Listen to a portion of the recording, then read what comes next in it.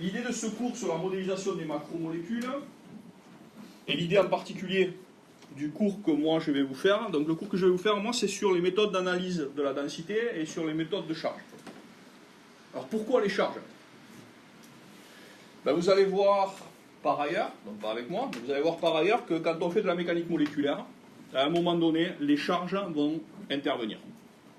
Et pourquoi les charges vont intervenir? Ben, simplement parce que dans une molécule, on a des molécules qui sont chargées plus, on a des atomes qui sont chargés moins, pardon. Donc on a des interactions électrostatiques. Le problème, c'est que si je veux modéliser une grosse molécule et que mes interactions électrostatiques sont incorrectes, ben forcément la modélisation ne va pas être correcte. Du coup, la réactivité ne sera pas correcte, du coup, rien ne sera correct. D'accord? Donc les charges, en fait, ça paraît tout bête, ça paraît tout simple, mettre des... Vous savez, quand on fait un organe, on met des delta plus et des delta moins. Ben là, on va mettre des valeurs, des plus et des moins. D'accord? Ces plus, ces moins, quels sont leurs intérêts? Ben, un plus, ça va être un centre qui va être électrophile. Un moins, ça va être un centre qui va être nucléophile. Donc quand je vais vouloir chercher la réactivité, par exemple, d'une protéine sur un centre actif, ou alors je vais me poser la question de faire de la catalyse enzymatique, il va y avoir un métal, pourquoi la réaction va se faire là, quel substrat va aller là, pourquoi le substrat va aller là, et tout ça en fait va être, pas uniquement, mais en grande partie contrôlé par la charge. Donc si on n'a pas les charges correctes, bon, on ne va pas avoir grand chose de correct. On peut se débrouiller autrement, mais on ne va pas avoir grand chose de correct. Donc c'est pour ça qu'on a essayé, on a proposé de faire ce petit cours. Alors en 4 heures, on ne va pas faire beaucoup de choses. Et puis j'ai décidé de le faire d'une manière un peu différente. C'est-à-dire qu'on va essayer de regarder des méthodes, mais essentiellement sur des exemples. D'accord? Donc je vais vous donner plein d'exemples de molécules qui ont été calculées, de charges qui ont été calculées. Et on va voir, on va comparer les méthodes. Mais surtout, ce qui est beaucoup plus intéressant, ce n'est pas simplement de comparer les méthodes, c'est de comparer la validité. Et ça va être de se rendre compte si effectivement ça va avoir un sens par rapport à ce qui se passe sur notre molécule. D'accord? Donc au départ, je vais vous donner 3 équations et demie, pour vous donner un petit peu la philosophie qu'il y a derrière ces charges. Et ensuite, je vais vous montrer un certain nombre d'exemples. Alors, donc ça c'est quelque chose que j'ai repris à un collègue aux États-Unis. J'avais trouvé ce slide relativement intéressant. Parce que c'est exactement ce que je viens de vous dire. Quelle est l'utilité d'avoir les charges? Tout le monde lit l'anglais au fait, parce que sinon vous n'allez pas être bien. Il vaudrait mieux que, de toute façon, que vous lisiez l'anglais, parce que sinon ça va devenir compliqué. Après je peux vous la faire en anglais aussi si vous voulez, mais là ça va devenir un peu...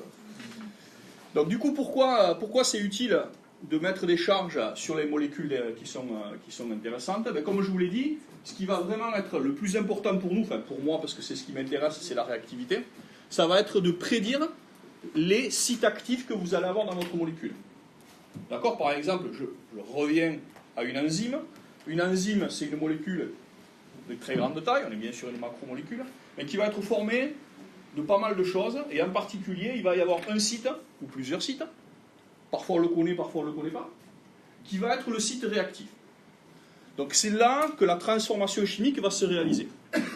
Et donc ça peut être intéressant de trouver, vous allez voir qu'on peut le trouver, simplement en regardant les charges de votre molécule. Alors souvent c'est facile, quand on a une enzyme, il y a parfois un centre métallique. On se dit, bon, super, c'est le centre métallique qui va être l'endroit où se fait la réaction. La réponse est oui, parfois. La réponse est, parfois non, il y a effectivement un centre métallique, mais la réaction ne se fait pas là, le centre métallique va servir à autre chose. D'accord? Donc, je ne dis pas qu'avec les charges, vous allez à 100% être sûr de l'endroit où va avoir lieu la réaction, mais ça va vous donner une idée de la réaction. Et par contre, un point qui est aussi relativement important, c'est que la distribution des charges dans votre molécule, ça va vous donner les propriétés de votre molécule. D'accord? Et avant tout, c'est ce qui va nous intéresser, ça va être de trouver les propriétés, qu'elles soient spectroscopiques ou qu'elles soient de réactivité. Ok. Alors, vous allez me dire, ouais, c'est bien gentil, mais pourquoi il ne suffit pas d'aller lire la littérature? Bon, déjà, lire la littérature, vous n'êtes pas encore au niveau de lire la littérature, et puis même si on vous demandait de la lire, je ne suis pas sûr que vous la liriez de toute façon. D'accord? Donc, mais en plus de ça, si vous essayez de la lire pour les charges, ben vous verrez qu'en fait, dans la littérature, il n'y a pas un endroit où on nous dit, voilà, cette méthode est la meilleure méthode.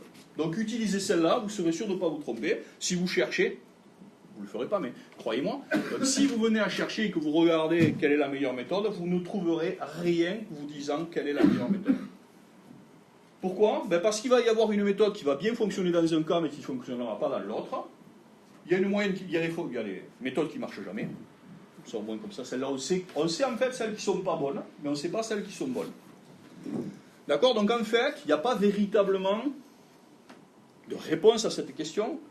Et pourquoi il n'y a pas de réponse non plus, c'est souvent, en fait, on se pose la question de quel est le critère pour juger qu'une méthode est bonne. Comment on juge qu'une méthode est bonne? On juge facilement qu'une copie est bonne. Ça, c'est facile. D'accord? Pourquoi? Parce qu'on a un barème, on a des critères. D'accord? Même si vous ne les comprenez pas toujours, ces barèmes et ces critères-là, on a des barèmes. On a des choses, on dit, il faut connaître ça, et si j'ai écrit ça, s'il m'a mis ça, il va avoir son point, son demi-point, son quart de point, etc., etc. Là, le problème, c'est que pour une charge, alors là, je vais faire une petite aparté mécanique quantique, mais ne vous inquiétez pas, on va aller sortir très vite. En mécanique quantique, la charge n'est pas une observable. Qu'est-ce que ça veut dire, c'est pas une observable? Ça veut simplement dire que ce n'est pas quelque chose que je vais pouvoir déterminer expérimentalement. D'accord? Expérimentalement, si vous trouvez quelqu'un qui est capable de me donner la charge partielle d'un atome, mais expérimentalement, vous me le présentez parce que je serais intéressé de voir comment il fait. Vous pouvez avoir une charge globale, vous pouvez avoir une idée d'une charge partielle, mais vous n'aurez jamais la valeur de la charge. D'accord? Même si vous utilisez des spectros, etc., on va vous dire qu'il y a plutôt une charge positive, il y a plutôt une charge négative, mais la valeur, le nombre, vous ne l'avez pas. D'accord? Quand moi je dis on va calculer des charges, c'est pas dire là il y a un plus, là il y a un moins. Parce que là honnêtement, je dessine la molécule, je vous dis là il y a un plus, là il y a un moins, et on va aussi vite s'en sortir. Le but du jeu, c'est quelle est la charge, entre guillemets, réelle que vous allez avoir sur votre atome, dans votre molécule. Et ça, il n'y a rien qui ne le dit. Donc du coup, comme ça n'existe pas, on ne peut pas se comparer à la donnée expérimentale. Donc comment je juge si mon calcul il est correct? Si ma charge elle est correcte? Bon, effectivement, si je m'attends plutôt à être delta plus et qu'on me donne une charge négative, commencez à se dire qu'effectivement il y a quelque chose qui ne fonctionne pas. Mais si vous avez quelque chose qui vous donne plus 0,2 et quelque chose qui vous donne plus 0,4, comment vous jugez qui est le meilleur entre plus 0,2 et plus 0,4? D'accord? Et c'est essentiellement ça le problème, c'est que du coup, personne n'est capable de dire, il n'y a pas de consensus possible pour dire, voilà, cette méthode, elle est mieux pour telle raison. Très souvent, en fait, c'est philosophique. Moi, il y a une méthode que je préfère. Mais ce n'est pas très rationnel. Ça marche dans pas mal de cas qui m'intéressent, mais je n'ai aucune rationalité pour dire, cette méthode-là, elle est meilleure que les autres, pour telle raison. Je vais être capable de vous donner un certain nombre d'arguments, mais ces arguments, quelqu'un peut me dire exactement l'inverse ou autre chose, et je pourrais difficilement le contredire. D'accord? Et en plus de ça, il y a potentiellement un problème, c'est que, vous allez voir après, le calcul des charges va dépendre de la manière dont vous allez faire votre calcul au départ, et donc ça va dépendre des fonctions de base. D'accord? Si vous vous rappelez en L3, quand on a fait UQEL, systématiquement, quand on faisait UQEL, qu'est-ce qu'on disait? Je prends une orbitale P par atome de carbone ou par atome participant au système pi, et blabla, et c'était ma base, et je développais, j'avais mes énergies dans cette base-là. D'accord? Donc si j'ai les énergies, la résolution de mon équation de Schrödinger qui se fait dans une base, mon calcul de charge va se faire dans la même base. Mais qui me dit que la base que j'ai utilisée est la bonne base? Alors pour UQEL, c'est facile. Hein. UQEL, on vous dit les orbitales vont être parallèles, on fait un recouvrement latéral, donc on dit j'ai une orbitale P et on doit s'en sortir. Oui, sauf que UQEL, c'est pas la vraie vie. D'accord? UQEL, ça fait les systèmes pi correctement pour décrire un petit peu la structure. Si vous voulez des énergies en UQEL, elles sont complètement fausses. D'accord? Si vous voulez regarder les positions des orbitales calculées en lequel, elles sont complètement fausses. Ça n'a aucun sens. D'accord? Donc du coup, sous-jacent à ce problème-là, c'est que pour juger, il faut dire je travaille dans cette base-là, il faut être sûr que la base est la bonne, que c'est la meilleure, etc., etc. Donc c'est très difficile. Et en plus de ça, quand on va modifier un petit peu notre molécule, qu'est-ce que j'entends par modifier? On va prendre un truc très simple. On va prendre un exemple très simple. Je prends un sucre. D'accord? Un truc tout bête. Hein. Je prends mon glucose ou je prends mon saccharose. Je prends le glucose parce que c'est un cycle à 6, c'est pas très gros. Je prends mon glucose, je fais mon calcul. Je me sens très fort. Je suis sûr que ce que je fais est juste. J'ai calculé mes charges. Hop, je prends mes oxygènes chargés négativement avec certaines valeurs, mes carbones chargés positivement, mes hydrogènes, etc., etc. Très bien. Bon, le problème, c'est que de calculer le glucose tout seul, ça n'a strictement aucun intérêt. Maintenant, je mets mon glucose en face d'une ATP, par exemple. Là, je vais transformer mon glucose pour faire de l'énergie. Il va se passer une réaction chimique. Qu'est-ce qui va se passer quand je vais mettre mon glucose au voisinage de cette molécule-là?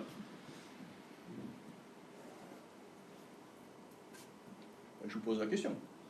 Qu'est-ce qui va se passer si je mets un glucose qui est une molécule plutôt polaire?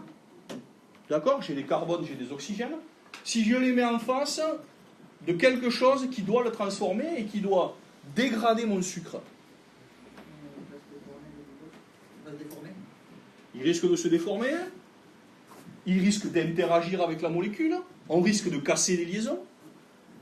Mais l'interaction de mon glucose avec la molécule en face, il va se faire comment? Qu'est-ce qui va contrôler l'interaction? Je ne rentre pas dans le détail de ce qui se passe véritablement au niveau de l'ATP, par exemple. Ou de n'importe quel autre enzyme qui va dégrader mon glucose. Mais comment mon glucose, en fait, va se déformer? Pourquoi il se déforme? Il se déforme comme ça, il arrive, il dit tiens, c'est intéressant cette molécule en face, je vais me déformer. Puisque je vous rappelle une chose, hein, le glucose, quand on fait son cycle fermé, c'est sa géométrie, sa forme la plus stable. D'accord? Après, on peut avoir un glucose ouvert, il existe plein d'autres manières de décrire mon sucre, mais dans sa forme la plus favorable, c'est la forme fermée, avec un joli cycle à 6 qui n'est pas déformé. D'accord? Si on dit il se déforme, ou il s'ouvre, qu'est-ce qu'il va faire qui va se déformer ou s'ouvrir? Peut-être la densité électronique par exemple, de l'ATP qui va se rapprocher de lui. Mais qu'est-ce qu'elle va faire en fait, cette densité électronique? Ça peut être la densité électronique. Qu'est-ce qu'elle va faire? La densité électronique, c'est des charges négatives. Si c'est des charges négatives, elles vont avoir des charges négatives en face ou des charges positives. Et du coup, je vais avoir soit une attraction, soit une répulsion, et du coup, ma molécule va éventuellement se réadapter à la nouvelle situation. Mais quand elle se réadapte à la nouvelle situation, admettons, elle ne se déforme pas, mais tout simplement ce qui se passe, c'est que dans mon ATP par exemple, ou n'importe quoi, j'ai la coordination de mon glucose via un oxygène. D'accord? Coordination, qu'est-ce que ça veut dire? Qu'est-ce que ça veut dire coordination? Voilà. Je vais avoir une interaction, je vais créer une liaison. Donc la liaison, elle va se faire comment? C'est quoi une liaison? C'est pas très compliqué. Hein? Partage d'électrons quel qu'il soit. D'accord? Donc pas forcément chacun donne un électron, mais là ça va être éventuellement un doublé libre de l'oxygène qui va interagir avec quelque chose qui est vacant en face. Si mon vacant en face, il n'y a pas de métal, et j'ai que des carbones, qu'est-ce qui va se passer? Il me faut quelque chose qui soit chargé positivement. Donc ma partie négative va venir interagir avec la partie positive. Mais quand je fais cette interaction entre moins et un plus, qu'est-ce qui se passe pour tout le reste? Et les charges vont se mettre à changer. D'accord? Puisque j'ai modifié localement la charge qui était négative et qui du coup interagit avec une charge positive, je fais une interaction électrostatique, tout le reste va se réadapter à mon changement local au niveau de ma charge. D'accord? Donc du coup, la bonne charge, c'est laquelle? La bonne charge, c'est la charge que j'ai calculée sur ma molécule de glucose tout seul. C'est la charge que j'ai calculée sur ma molécule de glucose en interaction. Mais là, elle a une interaction comme ça, elle pourrait très bien entrer en interaction différente. Elle pourrait être en interaction avec une molécule de fer, par exemple. Elle pourrait être en interaction avec n'importe quoi d'autre. Et du coup, mes charges seraient différentes parce que les charges que je vais avoir dans mon interaction vont elles aussi être différentes. D'accord? Donc c'est pour ça qu'en fait, c'est hyper difficile de dire, utilisez cette méthode-là, vous aurez les charges qu'il faut. D'accord? Alors pourquoi est-ce que je vous dis ça?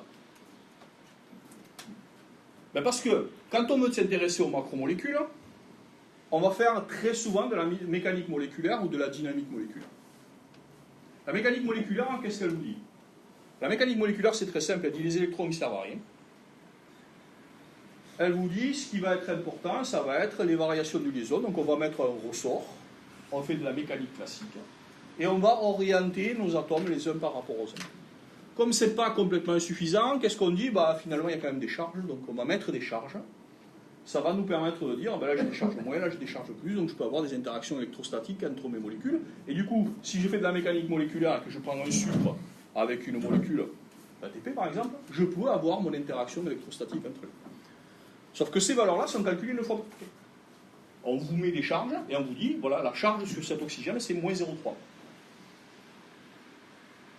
Elle vient d'où? On n'en sait rien. Mais on vous dit c'est moins 0,3 et vous allez vous débrouiller avec votre calcul en disant mais c'est moins 0,3. D'accord? Alors après, vous changez de champ de force, vous changez de manière de le représenter, mais le voisin il va vous dire cet oxygène c'est moins 0,24.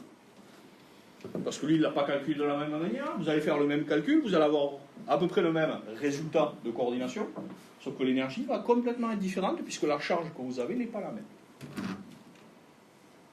D'accord? Donc ça, c'est relativement important parce que des fois, vous allez faire un calcul. Vous allez voir un calcul. Et les gens vont dire, ouais, j'ai pris tel champ de force avec tel programme, toujours des noms un peu barbares, et j'ai fait un calcul MM3 sur la molécule bidule et j'ai obtenu ça. Ok? Vous regardez, ça n'a strictement rien à voir avec ce que vous pensiez. Bon, mais il a fait ça, et le mec à côté, il a fait un calcul avec gros max et il a obtenu autre chose.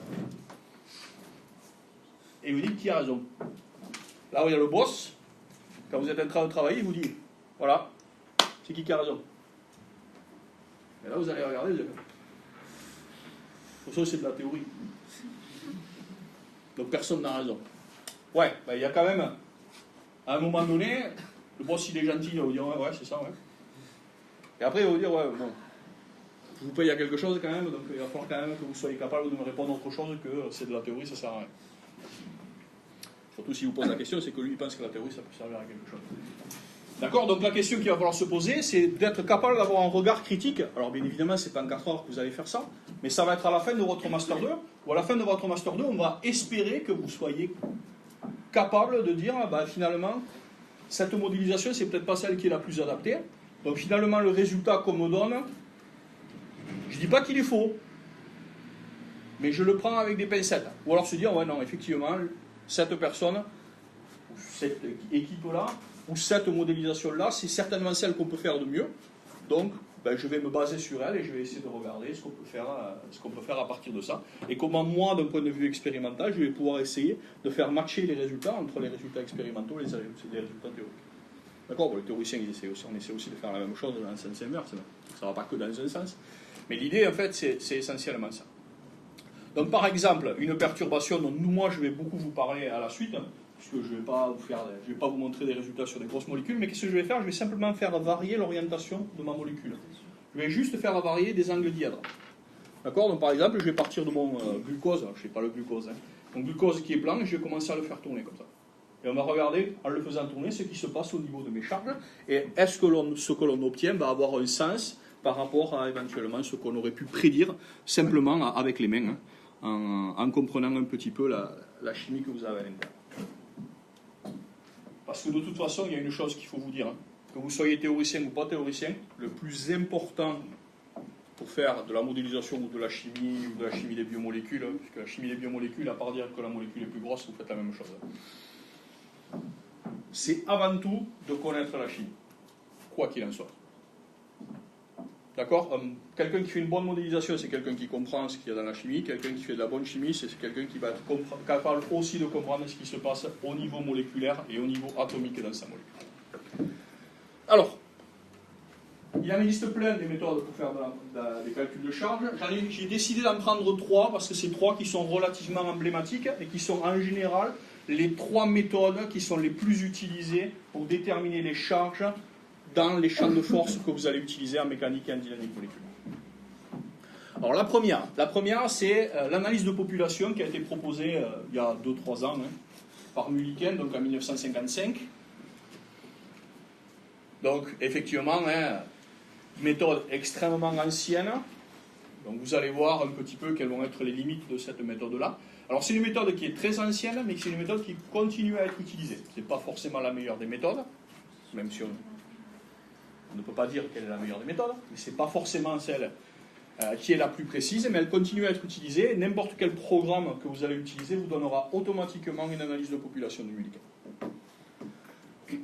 Après, 10 ans plus tard, Bader a proposé un autre type d'analyse qui s'appelle l'analyse AIM, Atoms in Molecule. Et ça, c'est basé sur quoi? C'est basé simplement sur le fait que si je veux faire une molécule c'est une collection d'atomes, et donc je vais essayer de retrouver les propriétés atomiques dans ma molécule. Ça aussi, c'est pareil. Effectivement, une molécule, c'est une collection d'atomes qui sont en interaction. Mais est-ce qu'effectivement, je vais retrouver les propriétés des atomes dans ma molécule? Rien ne me dit que ça va être comme ça. Et la dernière qui est vraiment très simple, qu'on appelle le potentiel électrostatique, comme son nom l'indique, potentiel électrostatique, on va faire des interactions entre charges et on va calculer le champ électrique résultant de l'interaction entre les charges. Un pauvre QQ' sur R. D'accord? C'est ce qu'on fait en électricité quand on est encore au lycée.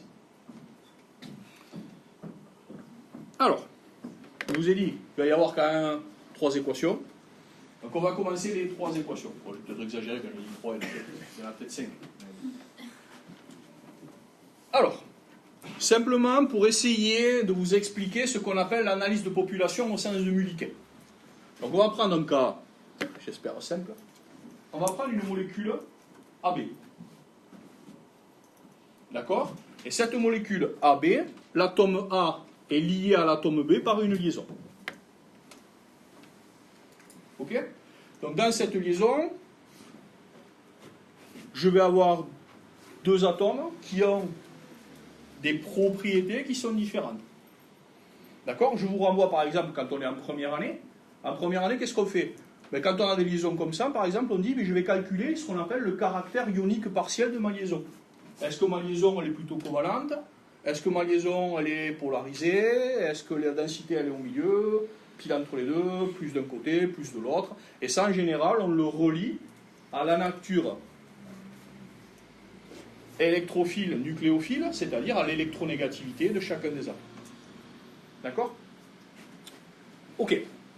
Bon alors, là, bien évidemment, c'est un peu plus compliqué. On est un petit peu plus grand qu'en première année où on fait juste un calcul avec des charges fictives plus/moins si la liaison était complètement ionique et on compare par rapport à la réalité du moment dipolaire. Là, on ne va pas faire avec le moment dipolaire. On va se dire, cette molécule-là, si je veux décrire la liaison, il y a des électrons, donc il me faut une fonction d'onde, il faut résoudre l'équation de Schrödinger. Donc là, peu importe, on dit un truc très compliqué, on dit que l'orbital moléculaire qui décrit la liaison AB, c'est une combinaison des orbitales atomiques de A et de B. Difficile, d'accord? C'est-à-dire que si je veux faire la liaison entre 2 hydrogènes, qu'est-ce que je prends? Je prends l'orbital 1s d'un hydrogène, l'orbital 1s de l'autre, et je fais une combinaison linéaire. On n'a rien dit de plus. D'accord? Donc du coup, je dis, alors après effectivement, il y a des psi, alors ça fait toujours très compliqué quand on est psi, parce que du coup vous dites, équation de Schrödinger, voilà. Non, là en fait, je vous dis juste que dans AB, pour faire la liaison entre A et B, j'ai besoin de 2 orbitales atomiques qui vont se recouvrir ou pas. Donc on peut écrire ça de manière mathématique comme une fonction d'onde qui est une combinaison linéaire de 2 orbitales atomiques avec des coefficients A et B que je dois déterminer. D'accord? Je vous rappelle, quand on faisait UQL, on avait les équations séculaires, on diagonalisait, puis on obtenait les coefficients CA et CB. Là, peu m'importe, CA et CB sont ce qu'ils sont. Je ne me pose même pas la question de les trouver. Je dis simplement, ben, je sais le faire. Maintenant que je sais le faire, je me dis, ok, je veux essayer de voir si A et B ont une charge. Comment je vais faire? Bon, ben, je vais commencer par calculer un truc qu'on faisait aussi quand on faisait les orbitales moléculaires en Huckel. Alors, je suis désolé, je fais beaucoup référence à Huckel parce qu'en général, tout le monde a fait Huckel à un moment donné dans sa vie. À un moment donné, je n'ai pas dit que tout le monde l'avait fait. Mais en général, on l'a fait et donc on a des choses qu'on retrouve. Donc, qu'est-ce que c'est N là? C'est la norme. La norme, ça vous dit simplement qu'une fonction, quand je l'intègre sur tout l'espace, ça c'est la nouvelle mathématique, la probabilité de présence de l'électron sur tout l'espace, ça c'est 1. C'est ce qu'on appelle la norme de ma fonction. Donc si je calcule la norme de ma fonction psi, la norme de ma fonction psi, MO, c'est un truc que j'écris comme ça, peu importe, c'est pas très important, les autres ils ne le verront pas de toute façon. Mais ça va être une intégrale sur le volume de CA psi A plus CB psi B, facteur de CA psi A plus CB psi B, multiplié par un élément différentiel de volume, peu importe, c'est pas très très important. Mais du coup, quand je développe ça, qu'est-ce que ça me donne? Quand je développe cette expression, ben, ça va me donner CA carré psi A psi A plus 2 fois CA CB psi A psi B plus CB carré psi B psi B. D'accord? J'ai simplement développé le produit. Alors j'ai mal écrit les produits des fonctions d'ordre, mais ce n'est pas très important. Le but, il n'est pas là. C'est simplement pour vous montrer qu'en faisant ce produit-là, qu'est-ce que je retrouve? Ben, je retrouve le CA carré plus 2CA CB et CB carré. Alors vous allez me dire, ouais, mais il y a un autre truc là. Il y a écrit CA CB fois SAB. C'est quoi SAB? Là, pareil, en Huckel, on avait la même chose. Hein. C'était pas la zone où ils étaient. Oui, mais c'est la zone, oui. C'est la zone où les deux orbitales vont se recouvrir. On appelle ça le recouvrement. Donc, du coup, qu'est-ce que j'ai? Ben, vous voyez que quand je prends cette expression-là et que j'essaie de la remettre en haut, ben, je vais avoir ce truc-là, psi A, psi B, que je vais appeler SAB, le recouvrement. Et à les autres, je vois qu'il n'y a plus rien. Donc ça veut dire quoi? Ça veut dire que psi A, le produit psi A ou le produit psi B, ben, en fait, il vaut 1. Tout simplement parce que vous considérez que l'orbitale atomique est une orbitale qui est normée. Du coup, qu'est-ce que je retrouve? Ben, je retrouve que quand je calcule la norme de ma fonction, voilà, il y a un terme, hein, un terme de normalisation, peu importe, hein, c'est pas très important. Le n qui est devant ici, vous pouvez même l'oublier, c'est pas trop le souci. Par contre, ce qui est important, c'est ce que vous avez entre parenthèses. Donc vous avez CA carré plus 2CA CB SAB plus CB carré. D'accord? Donc même si je vais un peu plus loin, je vous rappelle ce qu'on avait dit. Désolé pour ceux que j'avais en L3, ce qui est en L3 ici. Pas ceux que j'avais moi, mais ceux qui ont fait le L3 ici. On a dû vous dire que SAB, en fait, le recouvrement, c'est lui qui définit la liaison. En fait. Si vous n'avez pas de recouvrement, vous n'avez pas de liaison entre les atomes A et B. Donc si SAB vaut 0, en théorie, vous n'avez pas de liaison. D'accord? Donc ce terme SAB est très important parce que c'est lui qui va vous définir la liaison que vous avez entre les atomes A et B. Du coup, qu'est-ce que je remarque dans ma norme? Je remarque que la norme de ma fonction, en fait, dépend des atomes A et B, séparément, et dépend d'un terme qui va faire que les atomes A et B vont interagir l'un avec l'autre. D'accord? Donc en fait, je pourrais dire que le terme CA ici, c'est A tout seul, le terme CB carré, c'est B tout seul, donc l'atome tout seul, et le terme que j'ai ici en rouge, c'est le terme qui va définir l'interaction entre les deux. Ok? Alors pourquoi est-ce que je vous dis ça? Je vous rappelle une chose, le but du jeu, c'est pas d'écrire la normalisation de ma fonction d'onde. Peu importe. Mon but, c'est de calculer une charge. C'est de déterminer une charge. Donc du coup, si j'ai un terme qui me dit J'ai A et B. Un terme me donne A, un terme me donne B, et un terme me donne le partage entre A et B. Comment est-ce que je peux définir la charge de A et la charge de B? Ben, la charge de A, ça va être la partie qui dépend que de A, plus quoi? Plus une partie de ce qui est partagé avec B. D'accord? Donc en fait, la Mulliken, qu'est-ce que ça fait? Ben, ça fait un truc qui est très simple. Ça part du principe que votre liaison, votre interaction, le terme SAB, il vient de manière égale des atomes A et B.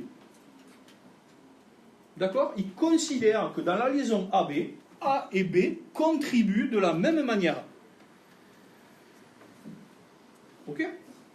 Mais comment ça s'appelle une liaison où on a deux atomes dans cette liaison qui contribuent de la même manière? On appelle ça une liaison covalente. D'accord? Donc en fait, la méthode de Mulliken, elle est basée sur le fait que votre liaison est forcément une liaison covalente.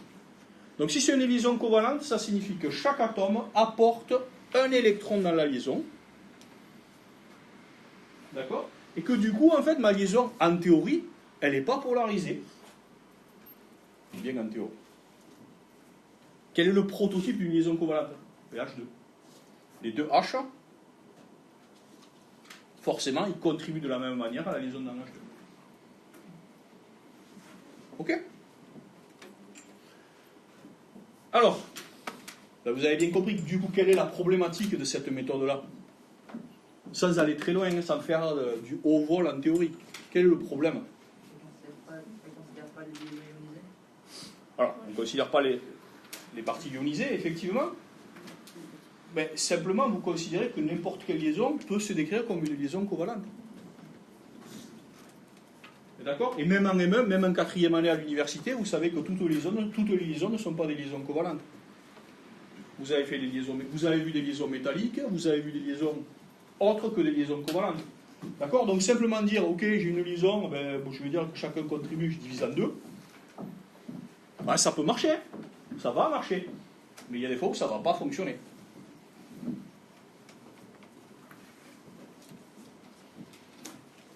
Et le deuxième point, alors là c'est un tout petit peu plus compliqué, effectivement, je ne pense pas que vous soyez capable de vous en rendre compte, mais même le terme CA carré, je vous ai dit ça c'est l'atome A tout seul, même ça c'est pas complètement juste, puisque le terme CA carré, où on considère la densité que vous avez que sur l'atome A, elle part du principe que votre atome en fait n'est pas modifié par la présence de l'atome à côté. Alors pourquoi est-ce que je vous dis ça? On va prendre un truc, je vais prendre un exemple, je pense qu'il est très simple, vous allez me dire si vous trouvez ça simple. Je prends deux atomes A et B, je les mets dans une molécule. D'accord? Alors on va pas en prendre H2, parce que H2 c'est vraiment trop petit, mais je vais prendre par exemple une liaison CH. D'accord? La molécule CH n'existe pas, je suis d'accord, mais prenons C et H. Pourquoi est-ce que je fais ça? Le carbone possède combien d'électrons? 6. L'hydrogène possède combien d'électrons? 1. D'accord? Maintenant, si vous prenez C et H, donc 6 électrons d'un côté, 1 électron de l'autre. Vous regardez l'hydrogène, son électron là.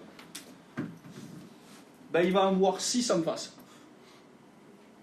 D'accord? Le problème, c'est que les électrons, ils ont des charges négatives. Donc, qu'est-ce qu'ils vont faire? Ils vont se repousser. D'accord? Donc, qu'est-ce que ça va faire? Si les électrons se repoussent, du coup, la densité électronique autour de l'hydrogène, même si là, comme je n'ai qu'un électron, elle est dans la liaison, la densité, elle va se déformer. Elle va se déformer de manière à ce que ces électrons où il y en a plein repoussent bien l'électron qui est tout seul. D'accord? Donc, au lieu d'avoir une densité qui est sphérique, je vais avoir une densité qui va s'allonger. Qui va s'allonger dans la direction de la répulsion, dans la direction de ma liaison. D'accord? Donc, si ma charge, en fait, ma densité, elle est plus localisée sphériquement autour de mon hydrogène. Mon terme CA carré qui dit que mon hydrogène, c'est mon orbital 1s, 1 s, qui est sphérique, que j'intègre, ben, mon terme CA carré qui dit que mon hydrogène, c'est mon orbital 1s, qui est sphérique, que j'intègre, ben, mon terme CA carré qui dit que mon hydrogène, c'est mon orbital 1s, qui est sphérique, que j'intègre, que j'intègre, ben forcément, je n'ai pas pris en compte le fait que le voisin à côté, en fait, il a beaucoup d'électrons, il pousse, et ma densité, elle est plus sphérique, elle devient ovale. Du coup, quand vous intégrez un ovale dans l'espace, ce n'est pas la même chose que d'intégrer une sphère dans l'espace, et du coup, vous avez une modification. D'accord? Donc ça, c'est un petit peu difficile, effectivement, à comprendre comme ça. Mais ça marche si, effectivement, vous avez une bonne liaison covalente entre deux atomes qui sont de même nature, avec le même nombre d'électrons. D'accord? Parce que ben, les densités électroniques des deux côtés sont les mêmes, et donc, elles ne sont pas modifiées par la présence du voisin. Mais à partir du moment où vous allez avoir des atomes qui vont être de nature différente, ben vous allez avoir la densité qui va se retrouver polarisée, et donc du coup, ben votre terme CA carré ne prend pas ça en compte, en fait, dans le calcul de la charge.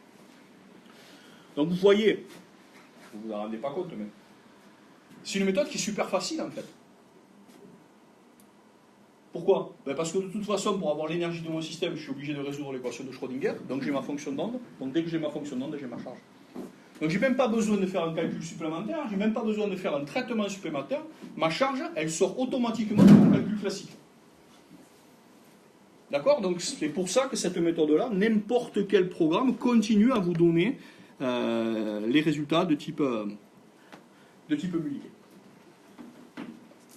Alors je suis passé relativement vite, mais comme on écrit une fonction d'onde, on écrit sur une base, et donc vous avez le problème aussi de la dépendance de la base dont vous avez parlé précédemment. Alors, deuxième méthode. La deuxième méthode, je vous ai dit, le potentiel électrostatique. Alors, le potentiel électrostatique, voilà, il est là. Alors, à peine plus compliqué que ce que je vous ai dit tout à l'heure. Donc, comment je vais calculer mon potentiel électrostatique? Ben, grosso modo, ça va être la charge de mon noyau, divisé par la distance, d'accord, hein, le QQ' sur R, hein, donc je suis toujours en 1 sur R. Mais bon, on ne va pas juste faire QQ' sur R, on va prendre en compte quand même le fait que j'ai une densité électronique et que cette densité électronique, elle n'est pas parfaitement scindée entre les deux atomes, et donc je vais avoir, peu importe, une intégrale de la densité divisée par la distance sur R. Si je veux simplifier, en fait, le premier terme ici, qui est un terme purement nucléaire, fait 332, divisé par une charge, multiplié par une charge divisée par epsilon R. Qu'est-ce que ça s'appelle epsilon? C'est quoi epsilon?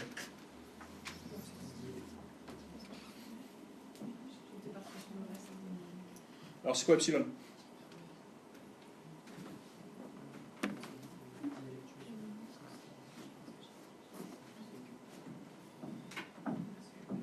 Et là, c'est pas de la théorie, hein. Epsilon. Dès que vous allez faire de la chimie, quand vous regardez un solvant, à un moment donné, ça peut valoir le coup d'aller regarder quel est le epsilon de ce solvant, quand même. Parce que le epsilon, il va être relié à quoi, le epsilon? Ah, c'est pas un indice de diffraction, non? Ça peut.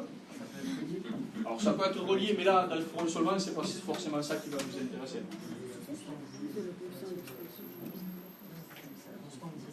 C'est la constante diélectrique. Donc si c'est une constante diélectrique, ça va correspondre à quoi?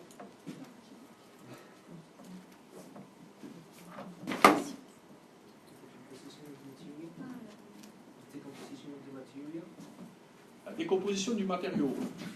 Pas forcément. Ça peut être relié, je comprends ce que vous dites, ça peut être relié, mais c'est pas que ça. Ça va définir la polarité de mon milieu. Si j'ai un solvant qui a un epsilon qui est grand, j'ai un solvant qui est polaire. Si j'ai un solvant qui est polaire, il faut que je fasse attention, parce que si j'ai une molécule que je mets dedans qui possède des insaturations ou des charges, ben, ça peut faire des choses qui ne vont pas bien. Alors, pour ceux qui ont fait le L3 ici, hein, c'est un TP qu'on fait en UV, où on vous prend une molécule qu'on met, qui est un aldéhyde, qu'on met dans l'eau. C'est la chloroforme. Pour le mettre dans l'eau, ça marcherait de la même manière. D'accord? Qu'est-ce qui se passe? C'est un solvant polaire, et si je mets dans un solvant polaire, j'ai une réaction, mais ma molécule, c'est plus la bonne. D'accord? Donc je suis très content, je fais ma spectro, sauf que j'ai la spectro de la molécule qui n'est pas la molécule que j'avais, mais du résultat de ma molécule que j'avais initialement. D'accord? Donc en fait, mon epsilon ici que je vais avoir va me donner la constante diélectrique de mon milieu, et je vais avoir une distance R qui va définir la distance entre l'électron et le noyau. D'accord? Donc en fait, le potentiel électrostatique, qu'est-ce qu'il va faire? Il va simplement, 2 secondes, il va simplement nous donner, il va nous permettre de calculer une espèce de carte qui va définir dans ma molécule les positions des charges positives et les positions des charges négatives.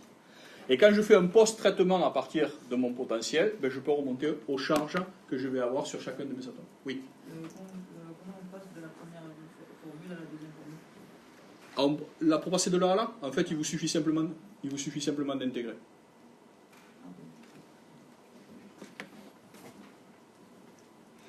Ce que je vais pas vous faire l'intégration. Il vous suffit juste de l'intégrer. D'accord? Donc en fait, là, l'idée est un peu différente. Par rapport à tout à l'heure, qu'est-ce qu'on a dit? On a dit, je résous mon équation de Schrödinger et à partir de ça, je partage la densité. Là, je vais faire autre chose. Là, ce que je vais faire, c'est de dire, ok, j'ai des noyaux qui ont une charge, j'ai une densité électronique que j'ai calculée qui est répartie partout dans ma molécule, et à partir de ça, en fait, je vais chercher à reproduire les charges qui vont me donner le potentiel total de ma molécule. D'accord? Donc là, c'est exactement l'inverse de tout à l'heure. Donc on est obligé de déterminer les charges à partir du potentiel que vous avez obtenu, alors que tout à l'heure, les charges étaient obtenues directement à partir de la fonction.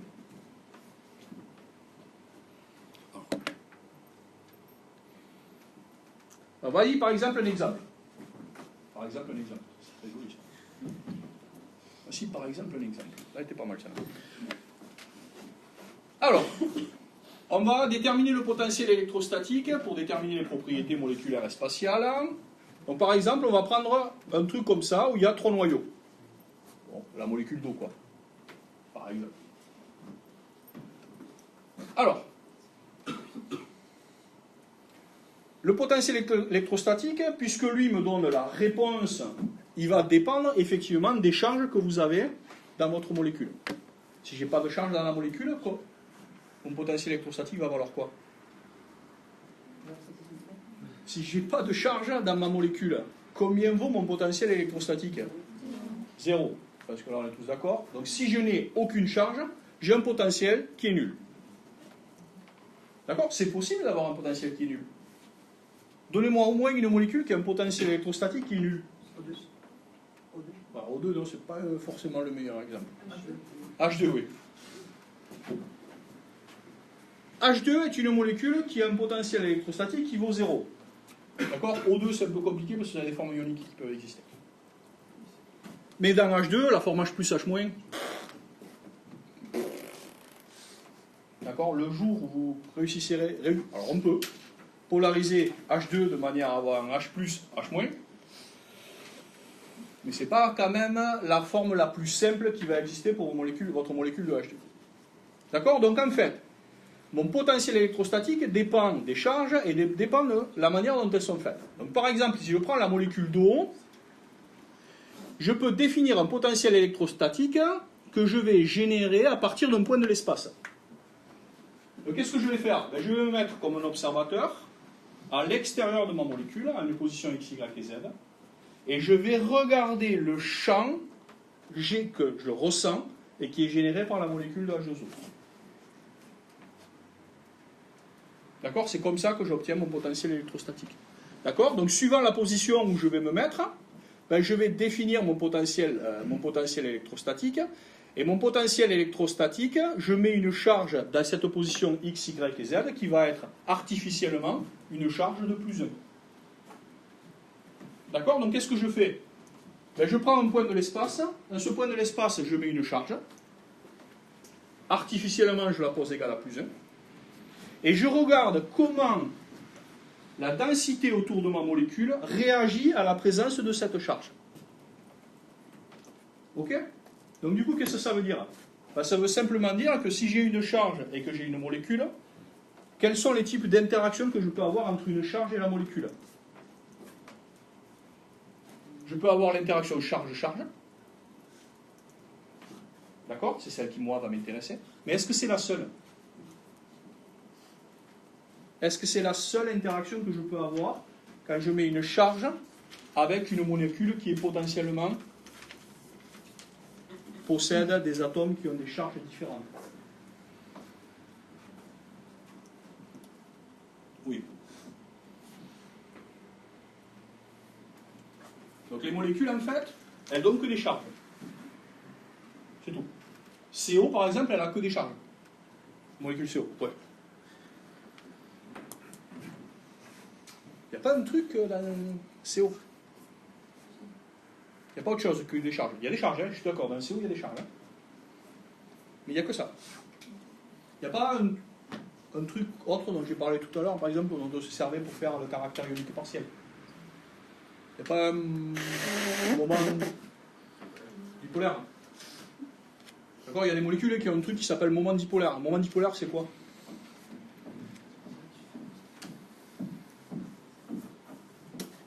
C'est excusez-moi de vous le dire, mais c'est de la première année. Moment dipolaire. C'est quoi un moment dipolaire? À quoi ça correspond? À quoi ça sert un moment dipolaire? Pourquoi on dit que cette molécule elle a un moment dipolaire?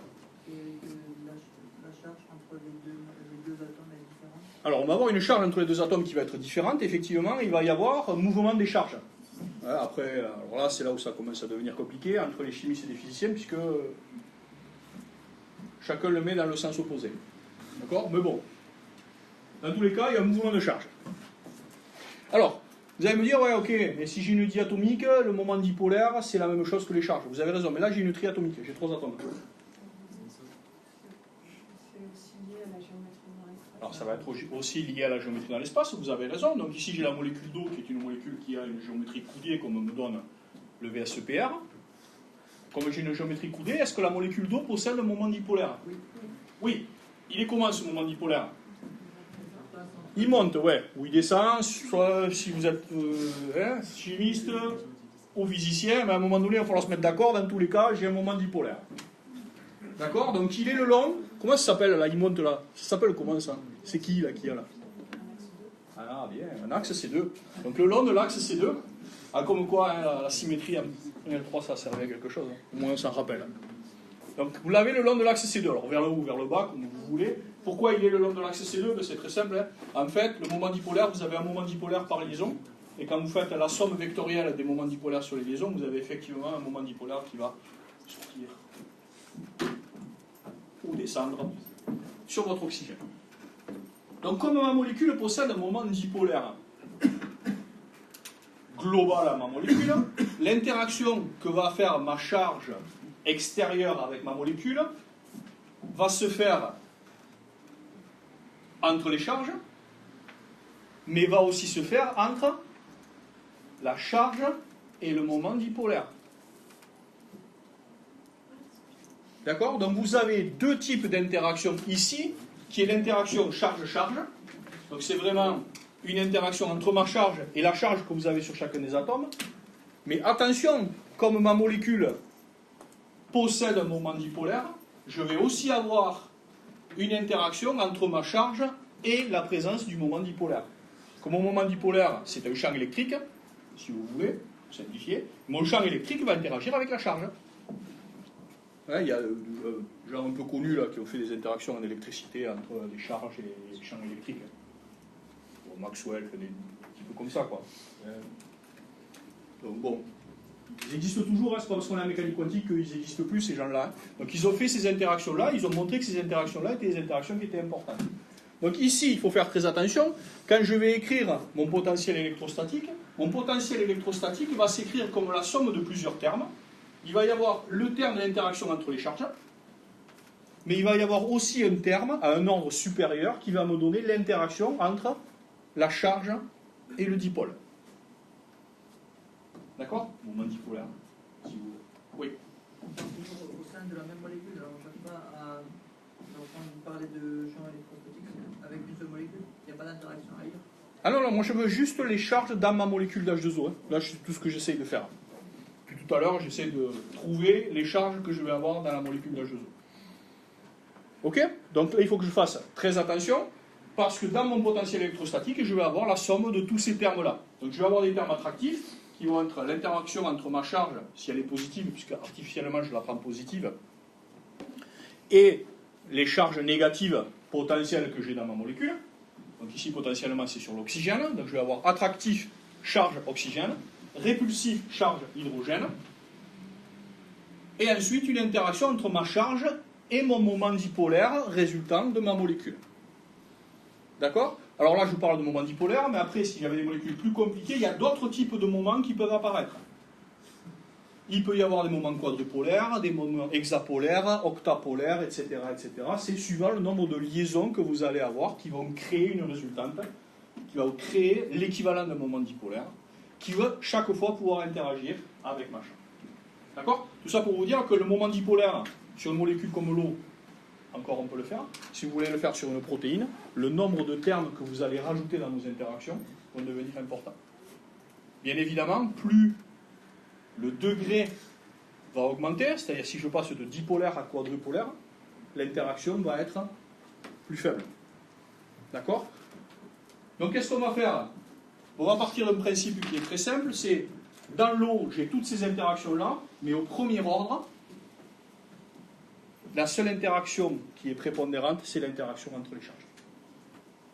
D'accord? Donc en fait, ce que je vais faire, donc ça j'insiste, alors je suis désolé, ça a l'air très compliqué, mais c'est simplement pour vous signaler, je vais faire une approximation quand je fais mon potentiel électrostatique, qui est de dire, j'ai plein d'interactions, mais moi je m'intéresse qu'à celles qui sont au premier ordre, c'est-à-dire que celles qui sont entre les charges.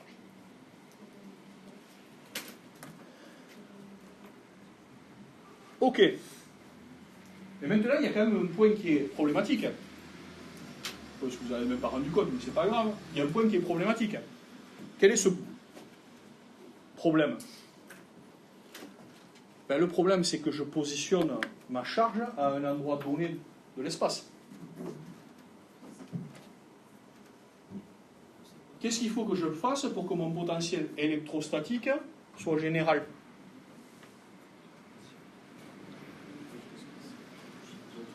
Il va falloir à un moment donné que j'enlève le biais d'avoir positionné à un seul endroit, donc il va falloir, en théorie, que je parle tout l'espace. D'accord? Que j'aille chercher et bouger mon atome dans tout l'espace, et à chaque fois calculer la résultante de mon interaction avec ma molécule. D'accord? Donc, toujours pour simplifier, dans une molécule comme la molécule d'H2O, qu'est-ce que je vais faire en fait? Là, je voulais projeter dans le plan. D'accord? Donc, juste ce que je vous ai dessiné là, c'est une projection dans le plan X ou Y, par exemple, de votre molécule d'H2O. Mais qu'est-ce que je fais en fait? Ben, je vais créer un truc qui me donne des lignes de niveau. Je vais regarder l'interaction à chaque distance. D'accord? Et c'est les courbes, c'est les ronds là, l'espèce d'ovoïde que j'ai autour de ma molécule. Donc je me rends compte que plus je m'éloigne en fait, plus ma courbe, d'accord, va s'éloigner des autres et va s'éloigner de ma molécule d'eau. Mais plus je vais me rapprocher, plus je vais avoir une enveloppe en fait qui va définir les densités que je vais avoir autour de chacun. Et à chaque fois, je vais avoir la densité autour de chacun de mes noyaux. D'accord? Donc en fait, au final, qu'est-ce que je remarque ici? Et quand je regarde mon enveloppe, je vois que mon enveloppe est très développée autour de l'oxygène et beaucoup plus petite au niveau des hydrogènes. Qu'est-ce que ça veut dire? Ben, ça veut dire que j'ai beaucoup plus de densité électronique sur l'oxygène, donc j'ai plus de charge négative sur l'oxygène, et j'ai moins de densité électronique sur les hydrogènes, donc j'ai moins de charge négative, donc plus de charge positive sur mes hydrogènes. À quoi ça sert de se rapprocher de la molécule et de s'éloigner? Le problème, c'est que quand vous le calculez, votre moment si vous le prenez en un seul point, vous avez le biais de la position. C'est-à-dire que vous avez biaisé par l'interaction la distance entre votre point et les charges que vous avez. Votre champ est dépendant de la position de votre atome, de votre atome fictif. Si vous voulez que ça soit complètement indépendant, qu'il décrive véritablement la totalité de la molécule, il faut calculer à n'importe quel point de l'espace la résultante du champ. D'accord? Sinon, ça ne va pas. Sinon, vous lui dites, c'est là, le champ, c'est ça, ma charge, c'est ça. Mais qui vous dit que si vous ne mettez pas 2 Armstrong plus loin, vous aurez autre chose?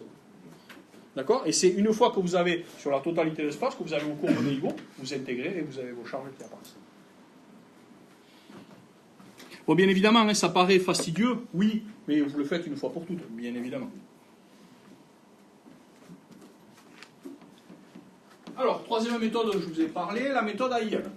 Donc la méthode AIM, Atoms in Molecule, je vous ai dit, en fait, le but du jeu, c'est de dire, ben, ma molécule, ou la densité associée à ma molécule, ça va être la densité associée à chacun des atomes, comme un Mulliken, plus une manière de décrire autrement l'interaction et la densité que je vais avoir entre les atomes qui forment ma molécule. D'accord? Donc par exemple, ici, on ne va plus travailler sur la fonction d'onde, on va travailler sur la densité électronique. Juste au passage, une chose que je veux signaler, vous avez vu que la méthode AIM, c'est une méthode qui vient de 65. D'accord? Qui a été créée en 1965. Et la méthode AIM, en fait, n'est pas forcément une méthode qui est une méthode théorique. Pourquoi? Pourquoi c'est pas forcément une méthode théorique?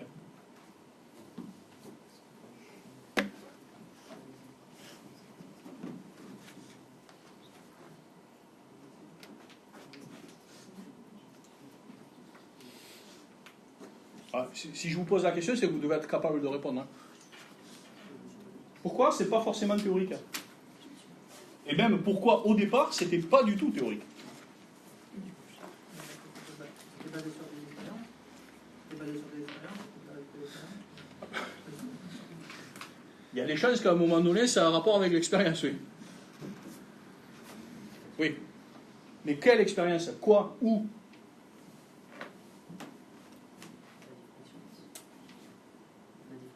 Eh oui, la diffraction aux rayons X. Qu'est-ce qu'on fait quand on fait de la diffraction aux rayons X? Qu'est-ce qu'on obtient quand on fait de la diffraction aux rayons X? On obtient une carte de densité électronique. Pourquoi? Qu'est-ce qu'on fait? On envoie... D'accord? On envoie je vais y arriver. Un photon X, donc avec une certaine énergie, qu'est-ce qu'il va faire lui? Il va aller taper sur la molécule, il va aller taper sur le noyau, il va être plus ou moins diffracté suivant la densité électronique que vous avez à l'intérieur. Qu'est-ce qu'il va vous faire? C'est pour ça d'ailleurs, hein, je ne sais pas si vous avez déjà vu comment on prend un cristal et comment on fait les rayons X, on vient, le laser il ne tape pas toujours au même endroit en fait, hein, il tourne. D'accord? Et en tournant, en fait, qu'est-ce qu'il fait? Il explore pas mal de positions, et à partir de ces positions-là, il vous fait une carte de densité électronique. D'accord? Et donc vous avez une carte de densité électronique. Et donc quand vous faites des rayons X, vous sortez une carte de densité électronique. Non, on sort la géométrie de la molécule. Comment on fait pour faire la géométrie de la molécule? Comment, à partir de la carte de densité électronique, j'obtiens la géométrie 3D de ma molécule? C'est ça le but du jeu. Hein. Vous faites des biomolécules. Si un jour vous faites de la cristallo des protéines, vous allez rigoler quand même, hein, je vous le dis. Hein. C'est la cristallo des protéines, c'est pas tout simple à faire. Hein. À un moment donné, vous allez le faire à la main. Là, vous allez dire, tiens, je vais mettre un atome, là, je vais en dessiner un autre. Non, il y a quelque chose qui vous le fait. Il y a un logiciel qui le fait. Mais le logiciel, il fait quoi? Le logiciel, il fait de l'AIM. Il fait exactement la même chose que l'AIM. Qu'est-ce qu'il fait? Il prend la densité électronique et il regarde comment ma densité électronique, il va l'intégrer. Quand il va l'intégrer, ça va lui faire des bassins, ça va lui faire des noyaux. À partir des noyaux, après, c'est pour ça qu'on vous dit des fois, faire la différence entre un carbone et un oxygène, ou entre un oxygène et un azote, des fois, c'est pas... Maintenant, on le fait très bien. Hein. Mais avant, c'était compliqué parce que, du coup, les tâches de densité étaient à peu près les mêmes. Et après, à partir de ça, si vous avez une grosse densité, par exemple, on va prendre un truc, prenez un uranium, 92. 92 électrons. Donc la tâche de densité de l'uranium, elle doit être à peu près comme ça. Et vous mettez un hydrogène, un électron à côté. Est-ce que vous pensez qu'on va être capable de voir l'hydrogène qui va être relié à l'uranium? Bon, non. Déjà qu'on a du mal à le voir relié à un carbone, alors imaginez relié à un uranium. D'accord? Pourquoi?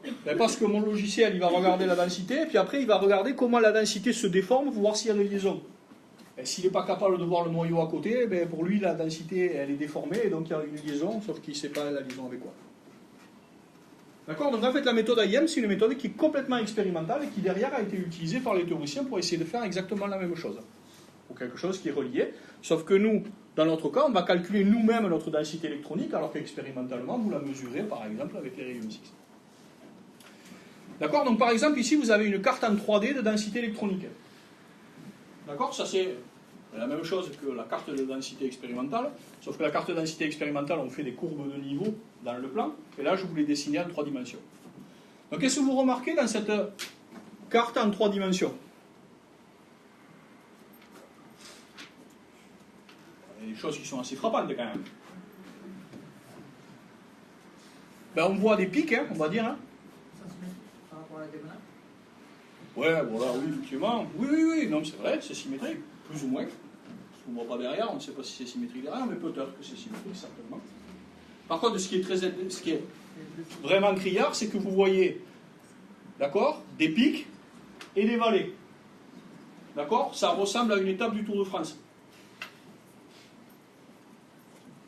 Ah, ils montent un premier col tranquille, puis après ils ont un col hors catégorie, ils ont une belle descente, et puis ils se refont hors catégorie dans la foulée, et puis ils finissent par un petit truc, et ils finissent dans la vallée. Voilà. D'accord? Mais c'est exactement la même chose. On a une carte en 3 dimensions comme une carte topologique. D'accord? Ou topographique. Nous, on va appeler ça une carte topologique quand on fait, c'est pour ça que je le dis en rigolant par rapport au Tour de France, mais c'est la même chose en fait. C'est une carte topo, sauf qu'elle, elle va définir ma densité, elle va du coup définir ma molécule et pas définir l'étape entre Toulouse et Loudanguel, par exemple. Du coup, qu'est-ce qui va être important pour nous? Ben, c'est de comprendre à quoi correspondent ces pics et à quoi correspondent ces vallées. D'accord? Pourquoi est-ce qu'en fait j'ai des pics là, à certains endroits, et pourquoi est-ce qu'entre ces pics, finalement, j'ai des vallées? Qu'est-ce que ça veut dire d'avoir des pics et des vallées? Mathématiquement, qu'est-ce que ça veut dire quand je suis sur un pic, quand je suis en haut d'un pic? Qu'est-ce que ça veut dire? Ouais, c'est écrit, hein, sûrement, mais bon.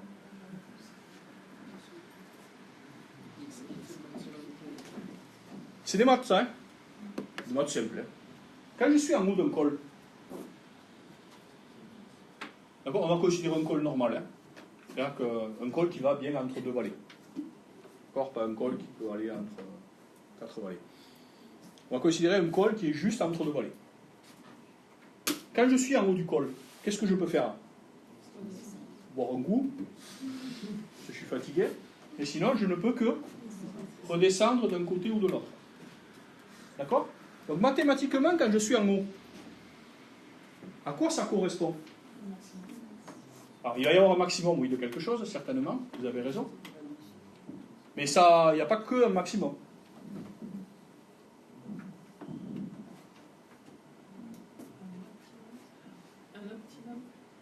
Ouais, un optimum. Là, en fait, il y a deux grandeurs qui vont me permettre de... Alors, on va le faire autrement. Quand je suis au fond de la vallée, d'accord, là, j'étais en haut, puis bon, j'ai réussi à descendre, ou j'ai pas réussi à monter. Moi, j'ai réussi pas à monter, eux, ils ont réussi à descendre, donc... Que je sois là-haut, que je sois là. Bon, c'est pas la même altitude, on est d'accord. Mais quelle est la différence entre les deux? Entre un point tout en haut, où je ne peux que descendre, et un point tout en bas, où je ne peux que monter.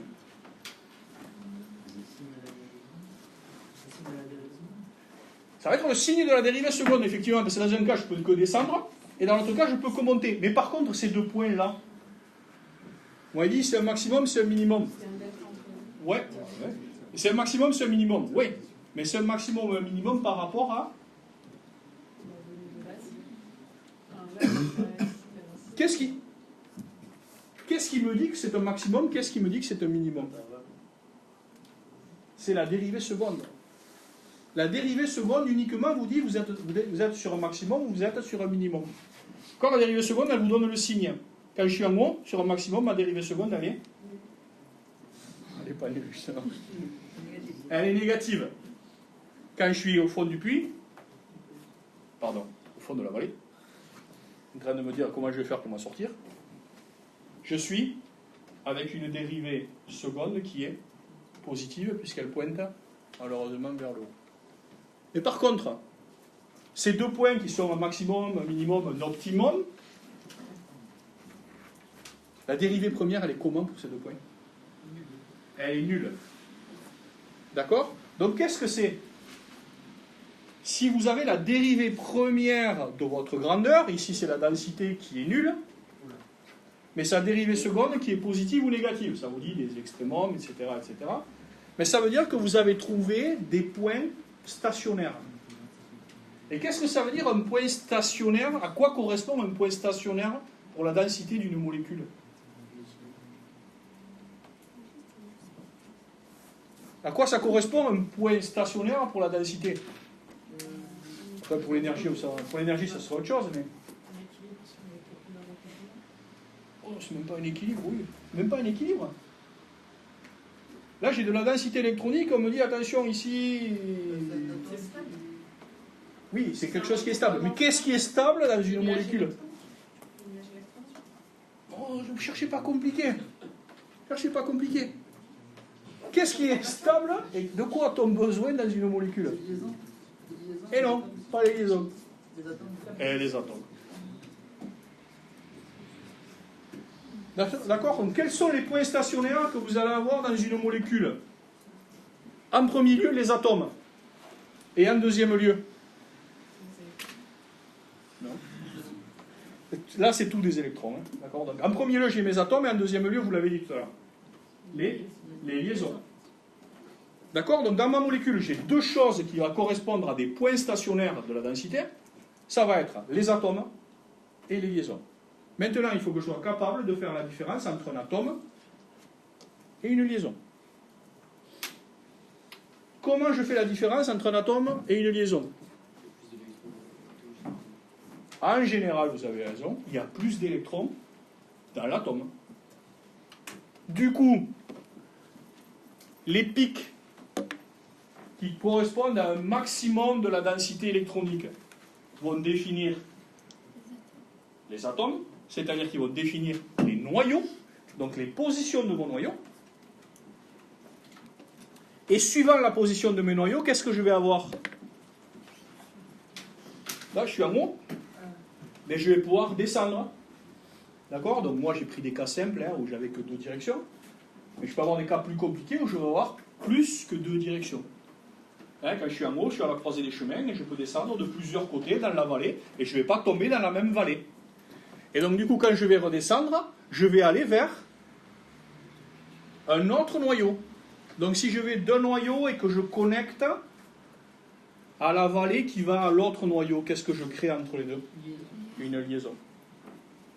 D'accord? Donc quand je suis ici, par exemple, sur cet atome-là, je suis tout en haut. Et je dis, ok, allez, je suis là, je descends ici. Je descends dans cette direction, j'arrive au fond de la vallée, et hop, je commence à remonter vers un autre noyau. Donc ça veut dire que j'ai créé une liaison entre cet atome et cet atome, et la liaison, en fait, va être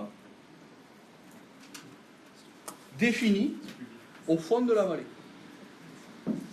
D'accord? Donc le fond de la vallée va vous définir l'endroit où se fait le partage des eaux, le partage électronique entre les deux noyaux. Donc ça va vous donner la position de la densité électronique entre vos deux atomes. Donc ça va vous donner le fameux terme de recouvrement que vous aviez dans la partie mulliken. D'accord? Par contre, qu'est-ce qui est intéressant ici? Ben, rien ne me dit. Dans mulliken, qu'est-ce que j'avais dit? Vous avez dit dans mulliken, le recouvrement, je considère que c'est le même pour A et B. Donc qu'est-ce que j'ai fait là dans mon dessin? On les a séparés parce qu'il y a par exemple un pic qui est très grand et l'autre qui est petit. Ouais, mais si je mets mulliken là-dessus, qu'est-ce que ça va faire? Si j'impose mulliken, qu'est-ce que je fais entre A et B? Ben, je veux dire que la liaison, elle est au milieu. Covalente, donc elle est au milieu. Donc je suis en train de dire, le milieu là, le fond de ma vallée, il est pile entre A et B. Ici là, j'ai jamais rien imposé. Le fond de ma vallée, il peut être plus proche de A, plus proche de B, ou parfaitement au milieu, entre A et B. Et donc ça, suivant la position de ce minimum, ça va me permettre de savoir si ma liaison elle est effectivement covalente ou est-ce qu'elle est polarisée dans un sens ou dans l'autre. D'accord? Et du coup, comme je peux définir la position et la polarisation, mais du coup, je vais pouvoir définir les charges de manière différente. D'accord? Donc en fait, comme dans un logiciel Shell X, par exemple, qui vous fait les structures aux rayons X, la seule chose qu'on va faire, c'est qu'on va prendre la densité. Cette densité, on va dire, ben, je calcule la dérivée première, la dérivée seconde de ma densité. Très facile, j'ai une carte de points, je fais des différences, et puis j'obtiens mes gradients, j'obtiens mon Hessien. Sur cette base-là, je vais chercher l'endroit où j'ai les maximums et les minimums de densité. Et à partir de ces points-là, je vais les connecter les uns aux autres, c'est-à-dire que je vais faire un graphe, je vais faire un chemin. Et à partir de ce chemin moléculaire, ben, je vais déduire les positions de mes noyaux et je vais déduire les positions de mes liaisons. Et ensuite, moyennant un tout petit traitement mathématique, j'aurai les charges associées à chacun de mes atomes. Du coup, là, par exemple, on a des bits qui sont très grands, qui sont liés à des bits plus petits. Oui. On peut constater que, vu que ça donne une idée sur l'intensité des noyaux, pas l'intensité, mais la densité du noyau, du coup, on peut dire on peut prévoir que la liaison va être plus proche des grands. Alors là, c'est pas en regardant la position des noyaux et des maxima que vous allez pouvoir dire grand-chose. Vous êtes vraiment obligé d'aller chercher ici la position de votre vallée. D'accord? C'est le fond du puits ici, le fond de la vallée, qui va vous dire, suivant la distance par rapport à chacun des noyaux, va vous dire ben, je suis plus près de l'un que de l'autre, donc du coup c'est polarisé dans un sens ou dans l'autre. Et ça, bien évidemment, ça va être relié à votre charge, puisque plus vous êtes toujours être plus proche de l'atome le plus électronégatif, et donc vous allez être plus proche de celui qui a une charge qui va être plus négative que les autres. Puisque... C'est pas la hauteur des pics. Ah non, la hauteur des pics, elle vous donne juste le nom de l'atome. Ce qui est déjà pas mal, hein, accessoirement.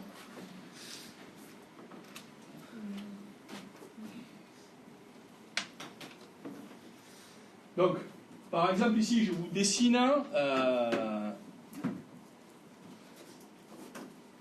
une carte du gradient de la densité électronique, c'est-à-dire de la dérivée première de la densité électronique. C'est exactement la même chose, la même molécule que celle que je vous ai donnée juste avant. D'accord? Donc la seule chose, qu'est-ce que j'ai fait? Ben, j'ai projeté dans le plan et j'ai regardé le gradient. Donc en regardant le gradient, qu'est-ce que vous voyez? Bon, après, pas forcément simple, je pense que vous ne le voyez pas, mais peu importe. Donc ici, vous voyez que c'est très noir. D'accord? Donc ça, ce sont les deux qu'on a vu tout à l'heure qui avaient une densité qui était très élevée. D'accord? Et après, ce qui est intéressant, c'est que quand vous regardez les lignes ici, pour votre dérivée première, votre gradient, ça vous donne la direction pour descendre ou pour monter. D'accord? Et donc, en fait, vous apercevez que vous n'avez aucun chemin qui vous permette d'aller d'un noyau à l'autre. Vous n'avez jamais de trait direct qui vous permette d'aller de lui à lui. Pourquoi? Il n'y a pas de liaison entre eux. Ah si, justement, il y en a.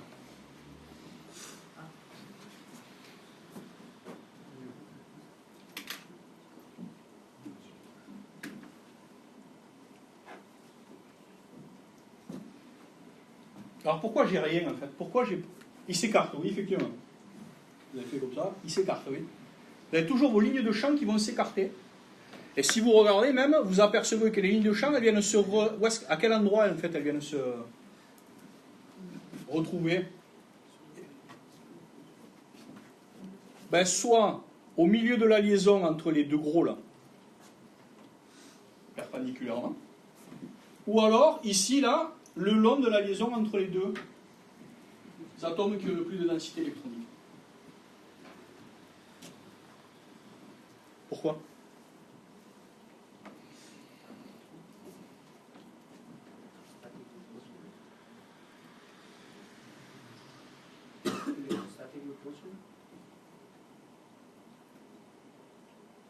Qu'est-ce qu'on fait? On a des charges. Est-ce que vous pensez que des charges négatives peuvent se relier l'une avec l'autre? Est-ce que vous pouvez avoir un champ qui fasse que vous soyez attractif entre des charges négatives? Ben non, puisque là, quand j'ai fait mon gradient, qu'est-ce que j'ai? j'ai simplement localisé les charges négatives, c'est-à-dire les électrons sur chacun de mes noyaux. Est-ce qu'il peut exister un chemin qui vous fasse aller d'une charge négative à l'autre? Ben, vous pouvez toujours essayer. Hein. Votre champ, qu'est-ce qu'il va faire? Il va toujours essayer de les éviter. D'accord? Et où est-ce qu'il est le point de plus gros évitement? Ben, l'évitement entre les charges négatives les plus importantes. D'accord? Donc vous avez une accumulation et vous avez une répulsion maximale qui va se faire entre les deux grandes charges négatives qui sont sur les deux atomes centraux. À votre avis, c'est quoi cette molécule?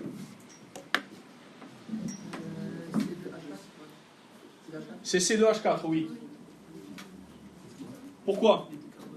Ben vous vous apercevez que, là, cette fois-ci, on peut le voir, vous avez quelque chose qui est complètement symétrique.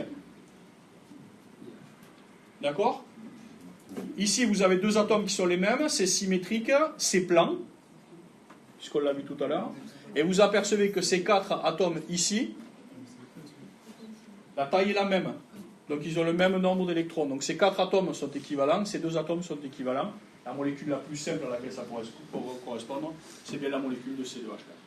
D'accord? Donc là, ici, vous avez un gradient, une carte de gradient de la densité pour la molécule de C2H4.